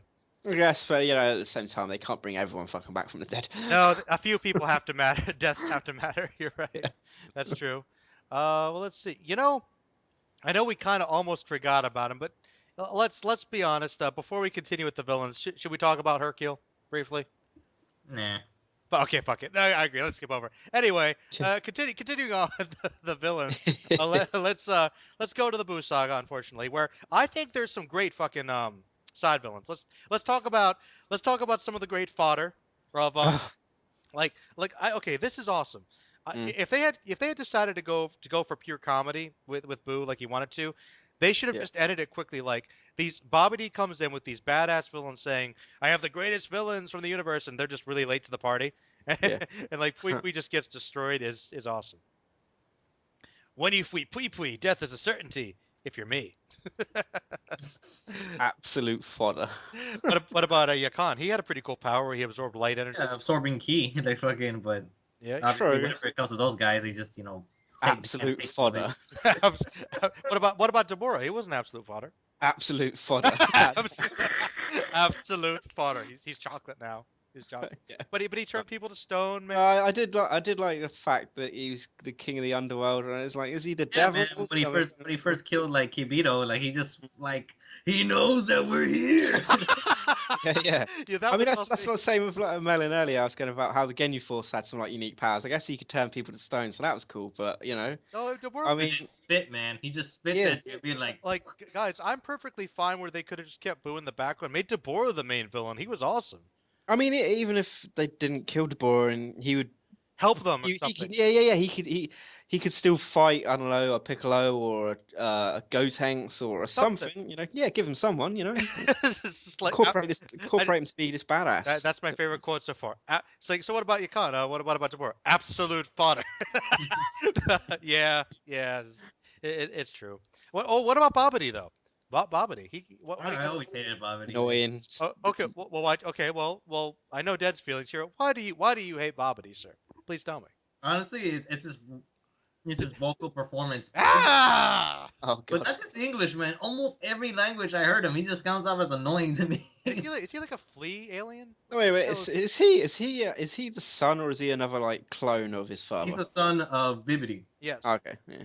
Though technically a clone. Right. Wait, what clone? I don't Yeah, remember. Yeah, because I've always had that he's a clone, but I don't Yeah, know. like they revealed later he was actually a clone technically, and it's his son. It's fine. It's basically the son. Well, it doesn't really matter. It's basically a Piccolo. So, but he does have one of the best deaths though, because he gets cut in half by Piccolo. He does. Well, he didn't die though. I know. It's like, Fodder. but still, absolute. I am the most evil magician ever. Your magic means nothing, bitch. Oh! Karate chop through the little guy. I'm making karate chop.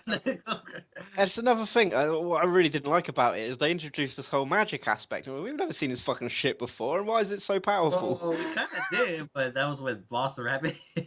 Yeah, Boss okay. Rabbit.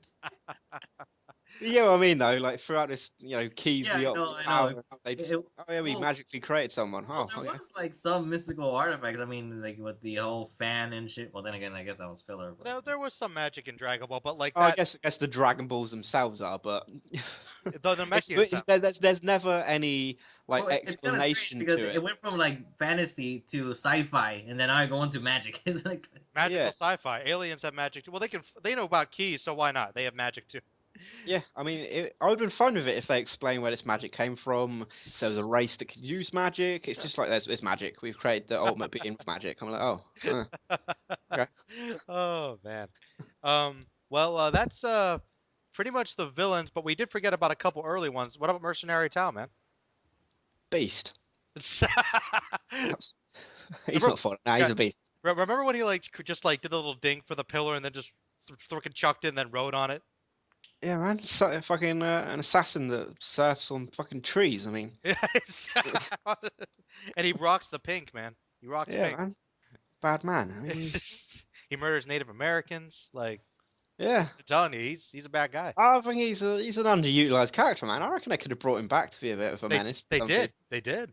Oh yeah, he's more of a joke character then, but But I don't know, man. I feel like making him a cyborg guy with red ribbon, like Dr. Gero could have met with him again and turned him It would have made it would have made a hell of a lot of sense if they would have brought him back in the Android saga. You You know know, what I mean? you're right. That would. Mm. But Hero, you thoughts on Mr. Tao? Wait, Well, was that? Why the fuck didn't Tao actually come back and go, "Oh, Dr. Jiro's the guy that gave him all the fucking mechanical head and shit"? That's probably what happened, actually. Yeah, but they never tell us that. Well, he didn't exist at that point. Yeah. yeah, I mean, like not Dodger. Geez, I got me confused. Like Tau 55 or Mercenary Tau. I just felt that. I really hate that there's some cool characters that only appear in one fucking arc, and that's about it. Well, in his case, he came out in 2, but they were so brief. Well, he should come back though because he had an established rivalry with Tien. He was basically like his father, him and the Crane Master. Yeah, not to mention the whole like revenge with Goku. I mean, because he's an assassin to begin with. Mm-hmm. Yeah. So like he's supposed to be this very dangerous fellow, and then obviously Goku like it took him 2 tries to knock him down, Mm-hmm. and then with Tien like I don't know, I just felt like the thing kind of resolved itself a little too quickly. I agree, but he still. I think it was still good. We had a subtle comeback at least. At least there was a little bit. But it could have been more. What about, of course, the guy that started it all? You did mention him briefly, Hero, but Mr. Pilaf, Mr. Rice Man. Oh, Hey, he was a good villain. He was. well, I do appreciate that he kind of came back in the recent stuff, like in Super and the Battle of Gods. Uh-huh. So yeah, He's like perfect. I don't mind him. Like I just like the fact that whenever he shows up, he kind of brings back more of the older days of Dragon Ball. Well, it's funny. The thing about Pilaf that I like is that, first of all, in the first arc, he was actually a legitimate threat. He was, and he was a pretty evil little guy. And I do like the fact he brought Demon King Piccolo back. Helped him out. So he was pretty established. And one thing I do like, and it's true. Brings everyone back. He does. He brings everyone back. And the thing I like about it is, he's really devoted because think about it. Every other villain gets killed. Pilaf is still at it. He's still trying, man. He's still trying. He's trying to get the Dragon Balls, but it's fucking. But and he learns though. He's like, "Oh, Goku's here. Oh, fuck, I'm out. We got to come back later." That's why he lives. He's smart about it. He learns. Devious. He is, and he's kind of funny. Like, I know that he's supposed to be evil, but I've always kind of felt like Pilaf wasn't really that bad. Like, he was just kind of like this rich guy that was bored, and he hired these 2 guys. I want to take over the world. Ah, sure, why not? I just don't think he's really that bad. You know what I mean? It's because it's very childish. I mean, because the best example is when they kidnap Bulma. He's just, I'm gonna do something horrendous to you. Then he just blows a kiss, and then she's like, all this like perverted shit. Well, I'm telling you, he's one of those guys. I feel like he just wanted to be a supervillain because it sounded cool, but then when it came to actually real bad stuff, he's like, whatever. I'll just rule the world. I mean, he was perfect for the beginning when it's more of a gag series, and then kind of you didn't really need him after that because the series sort of like grew into its own thing and sort of outgrew him in a sense. True, but it's nice that he pops up once in a while. Yeah, it's cool. Well, we cannot end this without briefly discussing Piccolo in his original form, or his father, however you want to look at it, Mr. Demon King Piccolo, the first legitimately big threat. Yeah. Yeah, I mean, I don't know if there's much more to say, but what do you guys think about it? Absolute fun. No, I'm joking. No, he's a beast, man. He has his little spawns that go in and start killing characters, like main characters, likable characters, and it's at that time it was like a big deal, And he was, and I also like the fact that he had probably one of the most interesting goals because you know how most of them wanted to rule the world or be immortal, whatever. He actually he wanted the youth, but he also wanted criminals and evil to reign free. He's like, criminals, release, do bad stuff. Like he just loved creating evil. Chaos. He loved that. He was chaotic evil, man. But Hero? And obviously the thing with Kami and stuff, so he's an interesting character. Yeah, he really is. Not to mention killing the dragon, man. Oh yeah, he just I got my wish. I'm gonna shoot Shenron now. Get trapped inside a fucking rice jar. Move the Mafu Ba, man. Oh man, his fight with Master Roshi was really good though. Actually. Yeah, he had some really good fights. Yeah, his fight with Goku, both of them. I don't know. The second fight with Goku was just too one-sided, man. Yeah, that's true. Well, it was one-sided, but he still used he still would fight dirty if he needed to, Yeah, I know. Like I'm gonna blow this rock to break your arm. Yeah, that's true. I did feel. Well, the thing is, it wasn't so much one-sided, but it was more like you could tell that he was having a much harder time. And it's like he just got his ass beat so much, but he just really annoyed about it, like, stop hitting me, kid. God, like he was just kind of irritated about the whole thing. But you're right, the first fight though, when he was old, he kicked his ass though. It did. But we've covered a lot of villains. That obviously took a lot of time because Dragon Ball has great villains. Now, let me see, what else do I have on the schedule? Damn, this is seriously going to be an epic call, like fucking long. But Oh yeah, all right. Well, now we're going to talk this is overall. podcast territories. This is straight up. This is a podcast, not a call anymore. This. Well, damn. Well, Yo. but anyway, let's talk about the influence Dragon Ball had overall. Do you guys think that people appreciate its influence now, or do they see it as something separate? I like to think they do, because realistically, it has influenced all the sort of like modern shonen that everyone's watching now. Your One Pieces, your Naruto's, even that's finished. Your Bleach, that's kind of finished, but the manga's going on. It's true. You can see its influence in a lot of series in the last, I don't know, like 30 years. So Mm-hmm. in every aspect of it, in a sense, the structure, the characters, the formula, you know. I mean, Without Dragon Ball, anime would be very different, I reckon. I actually think it would be nowhere near as popular as it is in the West. Definitely. Really. Yeah, definitely. Because it worked so well. But I mean, I mean, that and Pokemon are what really made it big. True, and I guess Sailor Moon to some extent too. Yeah. For the girls. By the way, the author of Detective Conan, he did another series that was inspired by Dragon Ball a long time ago. What is it? It's a series called Yaiba, but you can just tell by the way. Just look at the image. Let me see. Yaiba. Yep, totally. Yeah. That's awesome though. Hmm. And I like that too. Okay, well, that's another section too. But Hero, any thoughts on the? I'm sure you pretty much agree, but anything you can add? Cool. Well, Dragon Ball is kind of known for being the what got a lot of people into anime, but at the same time, the whole ideal of representation of what shonen is. Although things would be a little different if the previous series Kinnikuman was just as popular as Dragon Ball, because those two are very similar. Mm-hmm. Like some stuff on Dragon Ball, it seems like it's straight out of Kinnikuman, and then Kinnikuman is also like super popular with other shows as well. But yeah, I think what drew well, this is Dragon Ball only. I'm trying to think what was I going with this. I think I'll say this, that you can definitely see that Kinnikuman, JoJo, definitely influenced like one side of like anime, Dragon Ball, and a different side of it. And also, guys, here Naruto, like in One Piece especially, I mean, you can see the Dragon Ball influence all over it. Well, here, don't forget North Star as well. Yeah. I can well, being influenced by or I forgot how we're going with this. Well, it's influence with alongside. It's one of the and Saint Seiya. It's one of those pinnacles that like established what shonen basically is. Yeah. Most of the '80s stuff of shonen pretty much what led to the '90s and now. Mm-hmm. Well, that I thought that was gonna be a short section because it's fucking obvious. It's Dragon Ball. But now, guys, we're gonna have. It goes back to Dragon Ball. It always does. We're gonna fucking trademark that. That we should. They should have a T-shirt, man. We should. You know what? No, we should. Everything goes back to Dragon Ball. It fucking does. Like every anime discussion, whether you love it or hate it, we gotta talk about it. It's that important. Yeah. But though, to be honest, you gotta like Dragon Ball a little bit. I think. Oh, not to mention, there is another piece of influence that's both Kinnikuman and Dragon Ball did is the whole idea of tournament arcs. Mm-hmm. Yep. All right. I asked myself a shonen tournament. Hey, the tournaments though are big though. They're huge though, and you're right. That goes back to all the tournaments in Dragon Ball. Yeah. But now, guys, we get into a fun part of the discussion. Okay, really fun. Right. But this is going to be something that as fans we've got to talk about, and feel free to let your rage out. Okay, because as fans of any fandom, we have this. Can you guys guess what I'm? I can see where he's going. Can you see where we're going with this? I can kind of guess, but okay. Well, let me see if you think right. We're going to talk about the flaws of Dragon Ball. Let's talk about this. Okay. Do you guys suspect it? Yeah. Okay. All right. Well, let's talk about it. What are some things, some unexplored territory, things you wish would have happened, problems that just kind of like you love the series, but little things like just damn it, like come on, Hey, I'm sure you guys got a list. I know you probably do. I mean.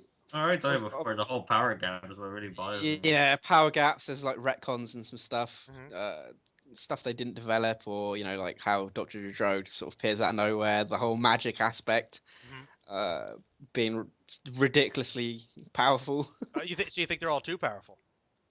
Yeah, in a sense, because obviously we've got the magic of the Dragon Balls, and we get Boss Rabbit, and then it's completely forgotten about, and then we're led to believe that magic then can create beings more powerful than the fucking gods in the series, isn't it? And like Super Saiyans and everything, and it's like I don't know. There's just, like there's a lot of like little nitpicky little things, but I guess you could nitpick anything. Hmm.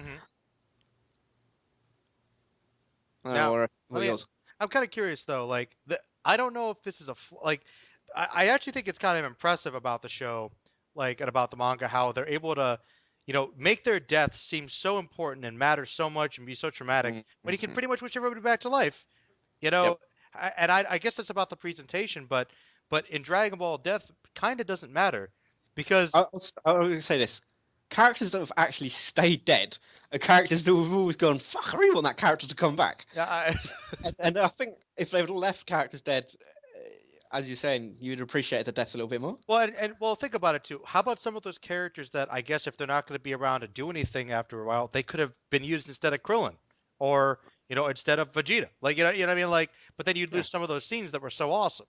Hmm. So it's like, you know, it's kind of like when people say, for instance, "Oh man, Vegeta's death is one of the greatest." Yeah, you're right. Which one? Which one? Like, Yeah. well, like what? What? Like you be talking to somebody like, wait, what do you mean? Which one? Like, well, because in Dragon Ball, like, we come back to life. What? It's just like, you know. But oh, I gotta say, actually, that's something else we can go into. But yeah, we could agree though. It certainly has flaws for sure. Yeah, definitely. Everything has flaws. Anyways, but I think it's so awesome that if you can overlook a lot of it because Huh? it's a silly show. It's just, but there's a lot of entertainment factor for certain. Yeah. Uh, And I mean, as I was saying at the very beginning of this, for the time, uh-huh. Dragon Ball didn't need, if people were gonna pick apart like world building or fucking character development or in-depth themes and all this sort of shit. It was never about that sort of stuff. I think they're Even there. even though even though yeah, it had it, but it was never its drive and focus like modern shonen now. Though I do see that I think it has a pretty cool world. I just wish there was a little more Yeah, detail. definitely. I mean, it definitely has a brilliant world with all the different alien races and planets and the gods and the underworlds and all the mad stuff that's in it. I just wish we knew a little more about it all. You know? Yeah, but like I said, that was never really the focus of the series. To like a One Piece loves to grow and develop all these different things. Like Dragon Ball, just like here it is, Here it is. enjoy it. Yeah, Enjoy it. Just fucking enjoy it. yeah. Yeah, that's true. But all right. Now we're gonna move into another part that this is something that kind of pisses me off. Hmm. But it's how it's interesting. I think I've talked to Hero about this. How exploring fandom and how the fans of everything. There's always subsets of different fans. Yeah, yeah. And people. I think people are come together with the certain aspects of Dragon Ball everyone loves. But you've Uh-huh. got people that love certain dubs, people that Yeah. only watch Dragon Ball Z and don't know anything about anything Oh, else. right, yeah, You've yeah. got people that loved Kai. You got people that love the Uh-huh. manga. You got people that love certain arcs more, and like To mention what dubbing they grew up with, like what Ocean Uh-huh. dub. Ocean Whatever. dub or like the Well, in my case, I saw it in Spanish. Spanish dub, or Or people the that Dragon Ball characters can defeat everyone. or like people like just loving it for the Super Saiyan stuff, and Yeah. I just want to like there are so many different Broly. subsets, and this Uh, this is the thing. Oh God, Broly. This is the thing, and Broly's the perfect example of why some people look at Dragon Ball, if they don't know much about it, they'll assume that we're all a bunch of dumb assholes, because like, Eh. oh man, I'm telling you guys, I've heard this, and you guys know, you've probably seen this. There are fans out there, guys, who are like, Broly is the best character because he's the strongest. Uh-huh. He Which is not. and then I geek out. I'm like, well, man, he's not even fucking canon, first of all. So fuck that Gets shit. defeated 3 times. To three I mean, times. So what are you talking about? Like, I'm just like, ugh. it's just because the motherfucker's raw power, and But I mean, I know that masculine, that's all he is. masculine, like ridiculous action is a big It's part of it. ironic because he has the manliest I design mean, of all the characters. I'll say this is like when you're a teenager and you watch Broly. All Yeah. right, sure, yeah, yeah, fuck me, Broly's a beast. When you get older, it's a bit like he's just He's a some blank tanked up slate. guy. Yeah, There's nothing to his character at all. yeah, yeah. It's just like I hate Broly, man. I mean, He's the legendary Super Saiyan, and you think to yourself, well, motherfucker, wasn't the legendary Super Saiyan born like 1,000 years ago? he's like, yeah, if you watch the anime and like, and by the way, I'm sorry, but like people, I know that maybe not everybody knows as much about the series and everything, but people that like, I hate these top 10 lists of best Dragon Ball villains, and they mention movie villains. It's not canon. It's not fucking canon. Stop. Yeah, unless Stop. you like Beerus. Well, yeah, I know. You know what I mean. Most of the Yeah, I Well, get he's it. not really villain per se to begin with. Well, yeah, okay, but he's you more know, neutral, I guess. But it's just like, that's one part of the fandom that always bugs me because it's like, guys, yeah, in other words, superficial stuff. So. superficial stuff. I feel like there's a lot of superficial fans that just love it because of the explosions, and that's all they see. I just think that's yeah. all they see is the. I mean, I love the Super Saiyan stuff too, but that's not all there is to it, guys. Like, in my opinion, Super Saiyans are one of the big flaws of the show. When it was a big special thing that everybody could fucking turn Super Saiyan, it's Yeah, like, that's definitely one of my nitpicks. That something that was built up to be so special, and as like Vegeta says, oh, when did the legendary form of my race become something for a fucking child to play around with? there was a great line Child's in plaything. the dub and it didn't really mean as much at the time, but when Gohan's like, oh, look who joined the Super Saiyan Club, Yeah, it's just like I guess it's not that big of a deal. yeah, exactly. Oh god. I just love how and it creates a little bit of a plot issue. So you're telling me that a race that's based upon like pure power and gets stronger every time they fight, and for thousands of years nobody ever reached the Super Saiyan level, and then there's a bunch of random people can do it. Like, Uh-huh. It's all Yeah. that human genetics, man. human genetics are a key because most of the people that do have that mixed. You're right. I mean, look at the Yeah. Guyver. I mean, they're all basically human to begin with. It's true, man. It's true.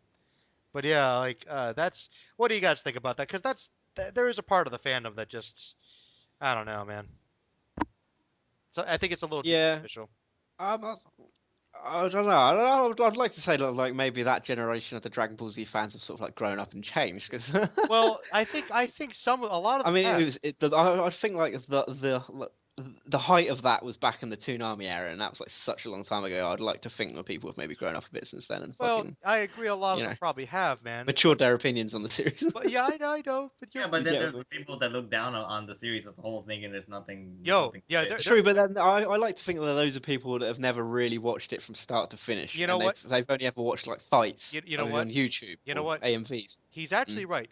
You're right. A lot of anime fans are out there dismiss it as being stupid, but now more people are watching it and reading the manga and knowing more about it. If they just look at the old Funimation stuff, okay, maybe it's not that great, but that's only the tip of the iceberg, though. Yeah, exactly. Just give them the tip, man. Give them the tip. Mhm. Yep. But let's see what else we got here on the schedule. Okay, we're coming up to the end here, so let's talk a little bit about the future of Dragon Ball and where things are right now. How do you guys feel about bringing it back, the movies, Dragon Ball Super, the future of the series? Like, it's kind of been revisited and it's got new appreciation again, but Mhm. like, what do you guys think about this whole state right now? Personally, for me at the moment, I'm not gonna touch it. I've heard bad things and good things. Like I've heard that they fleshed out Battle of Gods more. Hopefully, they're gonna do it with Resurrection F. Mhm. With Yeah, how that's what they're going with, actually. yeah. I know it's gonna be like 100 episodes, so I'm really gonna wait until it's all finished. And I don't want to really look into it. I don't want to know anything that happens. You know what I mean? I want to wait until the dub's out, and then I want to experience it all over again, like fresh, new. So I'm keeping completely what? away. You know what? I'm actually gonna stick with you, man, because I've only seen episode 1, and I'm surprised that I haven't been. But you know what? I'm gonna wait till it's packaged. I'm gonna watch the whole thing, and I'm gonna. It's too late for me, guys. I'm already up to date. Well, then, what's your opinion, man? What's your opinion right now? Well, is that I He's not liking it. I can hear it. He doesn't like it. I'll talk about. I like what they did with Battle of Gods, but when they're not, because there's a couple episodes which are similar to Dragon Ball where they're not doing anything. But I swear, like I bullshit you not, that Toei's treating it like Toriko in some moments. How so? Yeah, because there's been some scenes where they get too obsessed with eating food and they're describing how it tastes. Well, to be fair, Saiyans do like their food. Yeah, I know, but even Vegeta's doing it, man. So I'm like, even Whis recently has been doing it also. Really? Well, to be fair, they love that Earth food, man. That's why they didn't Yeah, blow I it up. know. But I just feel like, come on, guys. Like, you don't even understand what makes the gag of what makes gourmet manga like successful to begin with. It's not about the descriptions. It's about your facial expressions and how you go about it. It's not the descriptions, man. That's Okay. true. That's true. But anyways, well, like I said before, I like what they did with Battle of Gods because the whole fight with Goku against Beerus was way more creative. Mm-hmm. Like Yeah, I've heard like Goku's got like regeneration powers and mad shit like that. I don't know about regeneration. I don't remember seeing that. I really someone told me, at least I've heard that he got like stabbed through the heart or some shit and he regenerated from it. I don't remember. Like, Yeah, he just got his arm ripped off and pulls out Piccolo like, oh, Also yeah, Piccolo. fuck yeah! It's like, well, now Goku can regenerate. It's over. All the characters kind of still feel the same for the most part. It's just that Goku's doing his thing, leaving the family, training Yeah. shit. Vegeta is like chasing after Goku, so there's that. I guess the main difference is that they're treating it a little more humorous. But then I'm thinking, the previous arc, the Buu arc, was humorous all over, regardless. And then even at the beginning of Dragon Ball, it was always a humorous thing. But that's the thing, though. Like for a big part of it, though, it did get really serious. Yeah, I guess the only ones that don't really have its say and Frieza a little bit, and then like Android. But then after that, Yeah, like guess the Buu, humor there's comes with comedy everywhere. I mean, yeah. Well, and that's fine, but when it was ending, kind of going back to its roots. But that's also one of the problems I have with the Buu saga is that I felt that the series kind of grew with its audience, Yeah. and the no, state. actually, I think that's the very problem itself with the Dragon Ball series as a whole. What do you mean? It's that it's not growing up with its audience. Not anymore. No, like it should. No, because if it was actually growing up, it wouldn't still be doing the same things anymore. What they should be doing is have a little more They should be more like. more maturity or something, No, or more like in I depth. guess the modern fans want the world building and the character. Well, they want all that sort of stuff. Well, I'm fine with that though. Like in all honesty, like I'd say if you're gonna be in this market today, people were angry about that first episode that was more comedic, but you know what? That episode was a fully fleshed out plot that wasn't about battle, and I was cool with that. Yeah. I was cool with that. Like, let's have build more of the characters. Let's have a more complicated plot where they have to go do something instead of just powering up and fighting. Let's do that. Let's expand a little bit. Why not? Why not? And in a sense, I can agree with that, but in a sense, I think like they should give the fans kind of like give them Dragon Ball Z, man. Give them what it is. Well, I mean, think they. I mean, they can give us a little bit more depth to it, but don't change the formula too much. And I know like the landscape of Shonen's totally changed now because it's like fucking 18 years later. But well, they could probably balance it. They could find a balance. yeah, if they find a nice balance between the two of them, I'm hoping that's what they're gonna do with this like next alternate like reality tournament and shit. You know what I'm waiting for though? We had Resurrection F, so what am I waiting for? You're waiting for Cell. I'm waiting for Resurrection C, man. Resurrection C. Let's do it. I mean, I reckon we'll see him in the alternate universe. We better see Cell. Like, come on, somewhere. So he's somewhere, man. Like, yeah. I reckon he will be. I'm just saying, if we're gonna bring it back purely for nostalgia, like you're saying, let's bring back some more classic villains. We could have new ones, but let's make King Cold the threat. Let's show King Cold as like full transformation. You know what? If I know you guys have actually read this, but you've got that multiverse like manga where it's just a giant multiverse tournament, right? Yeah. In a sense, they I like to think maybe they've heard of it and they've gone, oh, this is a really cool concept. But from what I understand, they're only doing it like Universe 6 and 7. And we know what there's like, is it 12 or 13 universes? Why not throw fucking all of them into this mix? You can bring in your Coolers, you can bring in your King Colds, you can bring in, you can create new characters, you can bring back Cell. Heroes lineup. So. Yo, yeah, man. Let's have Raditz like actually like go full Super Saiyan. Exactly, man. You could bring in your Kakarot. You could go fucking crazy with it, and I think that would be amazing. And I think they've missed a lot of opportunity. Not to mention the Trunks portion as well. Oh yeah, man, you could have future Trunks come back. You could do loads of shit with that. You know what? I hope they do. Oh, actually, speaking of multiverse, did you guys see the recent Eyes of Heaven trailer for JoJo? No. Because that's what they're basically doing. Oh. Yeah, hold on. Let me just link you pretty quickly. Let me. Or maybe I should just screen share, like that'd be easier. Oh well, sharing is caring, Hero. You know about that. Yes, it is. Yes, it is.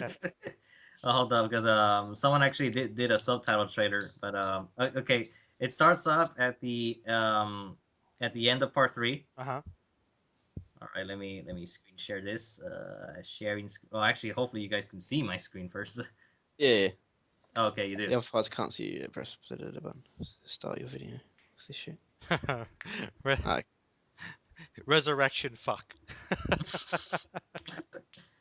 Oh man. Do you guys see Jotaro or no? Yep. Yeah. Oh, okay.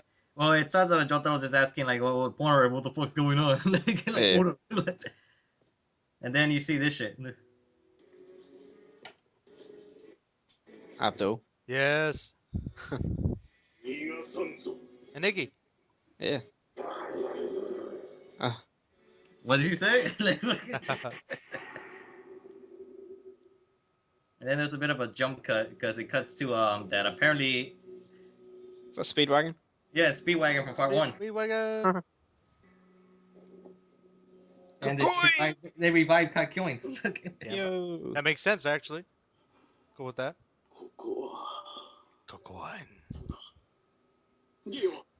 Fucking right. I've gone back and watched like I got that DVD box set of JoJo Hmm. and fuck man. No, I've really appreciated Joseph and I'm like man, part 3. What did you do to him? Yeah, he did kind of get the shaft, man. Fuck me, what an amazing character in part 2. And I really appreciated it the second time around I watched it. I'm like, man, what did you do to that guy? He's so fucking cool. I don't know, man. He got them thorns, bro. Got them thorns. Such a shit. I mean, he was such a creative, innovative, smart fighter, and he just becomes this fucking old man with the shittest power ever. And you're like, Well, I mean, to be honest, man, when you're fighting Dio, it happens, I don't bro. give a fuck. He would have whooped Dio's motherfucking ass. No, man. He's got the world, Yeah, man. Like, Oh, here fuck comes this the epic. shit. Takes down the comes epic Pillarman. shit. Like, Pillarman here comes fucking the eat epic Dio's shit. breakfast. Watch this. Like crossover overload. Oh no. Oh no. One Punch Man. Who's it gonna be? Oh, the same Oh, body. Joker's. Oh yeah. Oh wow, they were coming past. Oh man, it's Dobby. Oh god. Oh god, it's awesome. Yeah.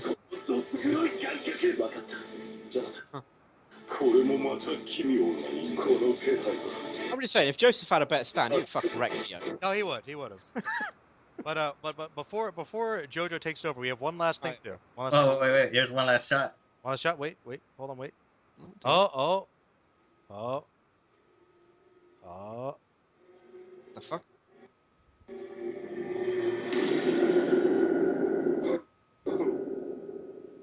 Why does he look different? I've not gone very far. It's Dio over heaven. Dio over heaven. Yeah. Basically, it's Is that the alternate reality version of him? yeah, it's another Dio. So let me slow mo here because we see Jotaro with Giorno. Of course, he's Dio again. He's come back. Then the two Josephs meet each other. Young Joseph. And then let's see. You got Jotaro and the two Dios. Well, there's 5 Dios in this game actually. Damn. 6 Dios. 5 Dios? What the fuck? 6 Dios. You got part 1 Dio, part 3 Dio, part 2, part 7 Dios, and and then the over heaven Dio. It's awesome. And then let me see here. It's proof. See Dobby. Joey meaning Darby. Like, Dobby the gambler. Yes. I fought your father. Then the 2 Kiras, like fucking. That's awesome. Like 2 part 4 Kiras and the Pillar Man are there too. Huh? Pillar Man. So. Huh. And of course we see the Jotaro meeting the 2 Josephs and Caesar. Part 4, then Jotaro with his daughter. Part 4 stuff, Gyro. Part 7, Zeppeli brought back from the dead. Speedwagon, and this is the most epic shot ever. I mean, 4, 5, and 6 Joestars. I felt very powerful, yeah. They finally meet, and of course Jonathan meets Johnny Joestar. So Johnny. And then back at the house where it all started. Huh? Yeah, so there's definitely like a lot of positive stuff going for it. But going back to the Dragon Ball Super shit. So. Well. Anyway. Just to wrap it up. I was gonna wrap it up with this. Let's just talk about why we love Dragon Ball. If we haven't talked about enough of that already, like if we could just like sum it up in like a couple sentences, why we love it so much. Basically. So, Dad, I know I'm giving it to you, man, but if you could sum it up, what is it about Dragon Ball you think works for you, works for so many people? Why is it so damn awesome? Why is it so good? Fuck, man, that's a really hard question. I know, but this is the It really is. This is the quintessential. Like this is an excellent series that will probably be around after we're gone. I mean, Yeah, man, definitely. This is a good show, man. Fuck. I don't know. I mean, I guess it's just the awesome, badass characters, all the awesome moments, man, and the fights. I mean, It's Dragon Ball, man. I mean, it's too hard to sum up. You know what? That's good. It's good. It's that awesome. Yeah. It's Dragon Ball. Hero, can you top that? It's here. Maybe he could if he was here. But I mean, I don't know. You know what's for me? I think like there's two reasons why, and he kind of touched on. I think two reasons why Dragon Ball is so freaking good is because the scope of like what's at stake in the world is just so epic. Like there are very few things that are more epic than Dragon Ball. Mhm. They're It's just, the imagination, man. just the pure Yeah. imagination of that world. It's hard to top. And in addition to that, just some of the coolest, most iconic characters, man. Just there's so many awesome characters that you could just get behind. They're so great. I think those are the two reasons why it's so awesome. But you know, it's Dragon Ball, man. It's the best. It's hard to beat. It really is. But a Hero, you got any other thoughts? Why would you say Dragon Ball is that great? Can you It's very diverse, man. do you think the verse?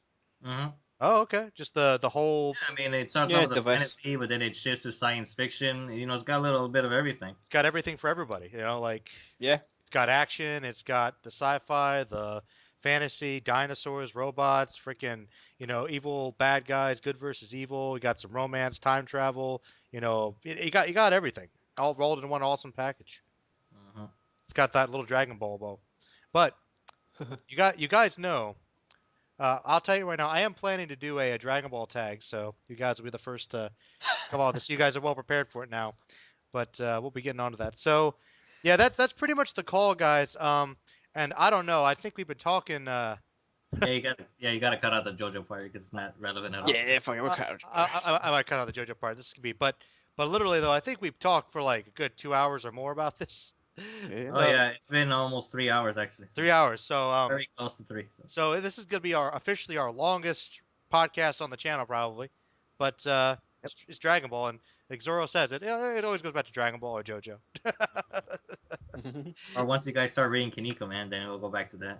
well, I have to get on Kaneko Man actually. I actually do. I actually do have to read more of that. But you know what turned me off to it actually What? was actually probably the fact that it was just apparently the anime apparently was stupid. I don't know. Oh, my muscle. Ultimate Muscle. I don't know. Oh, see that's what I've watched. because that's part two. That's why I don't. Oh, okay. Well, anyway, let's wrap it up, guys. This was a great call. Why do you guys love Dragon Ball? I know we covered a lot, but tell us some of your favorite characters, favorite arcs, maybe things you don't like about it. But it's an awesome show.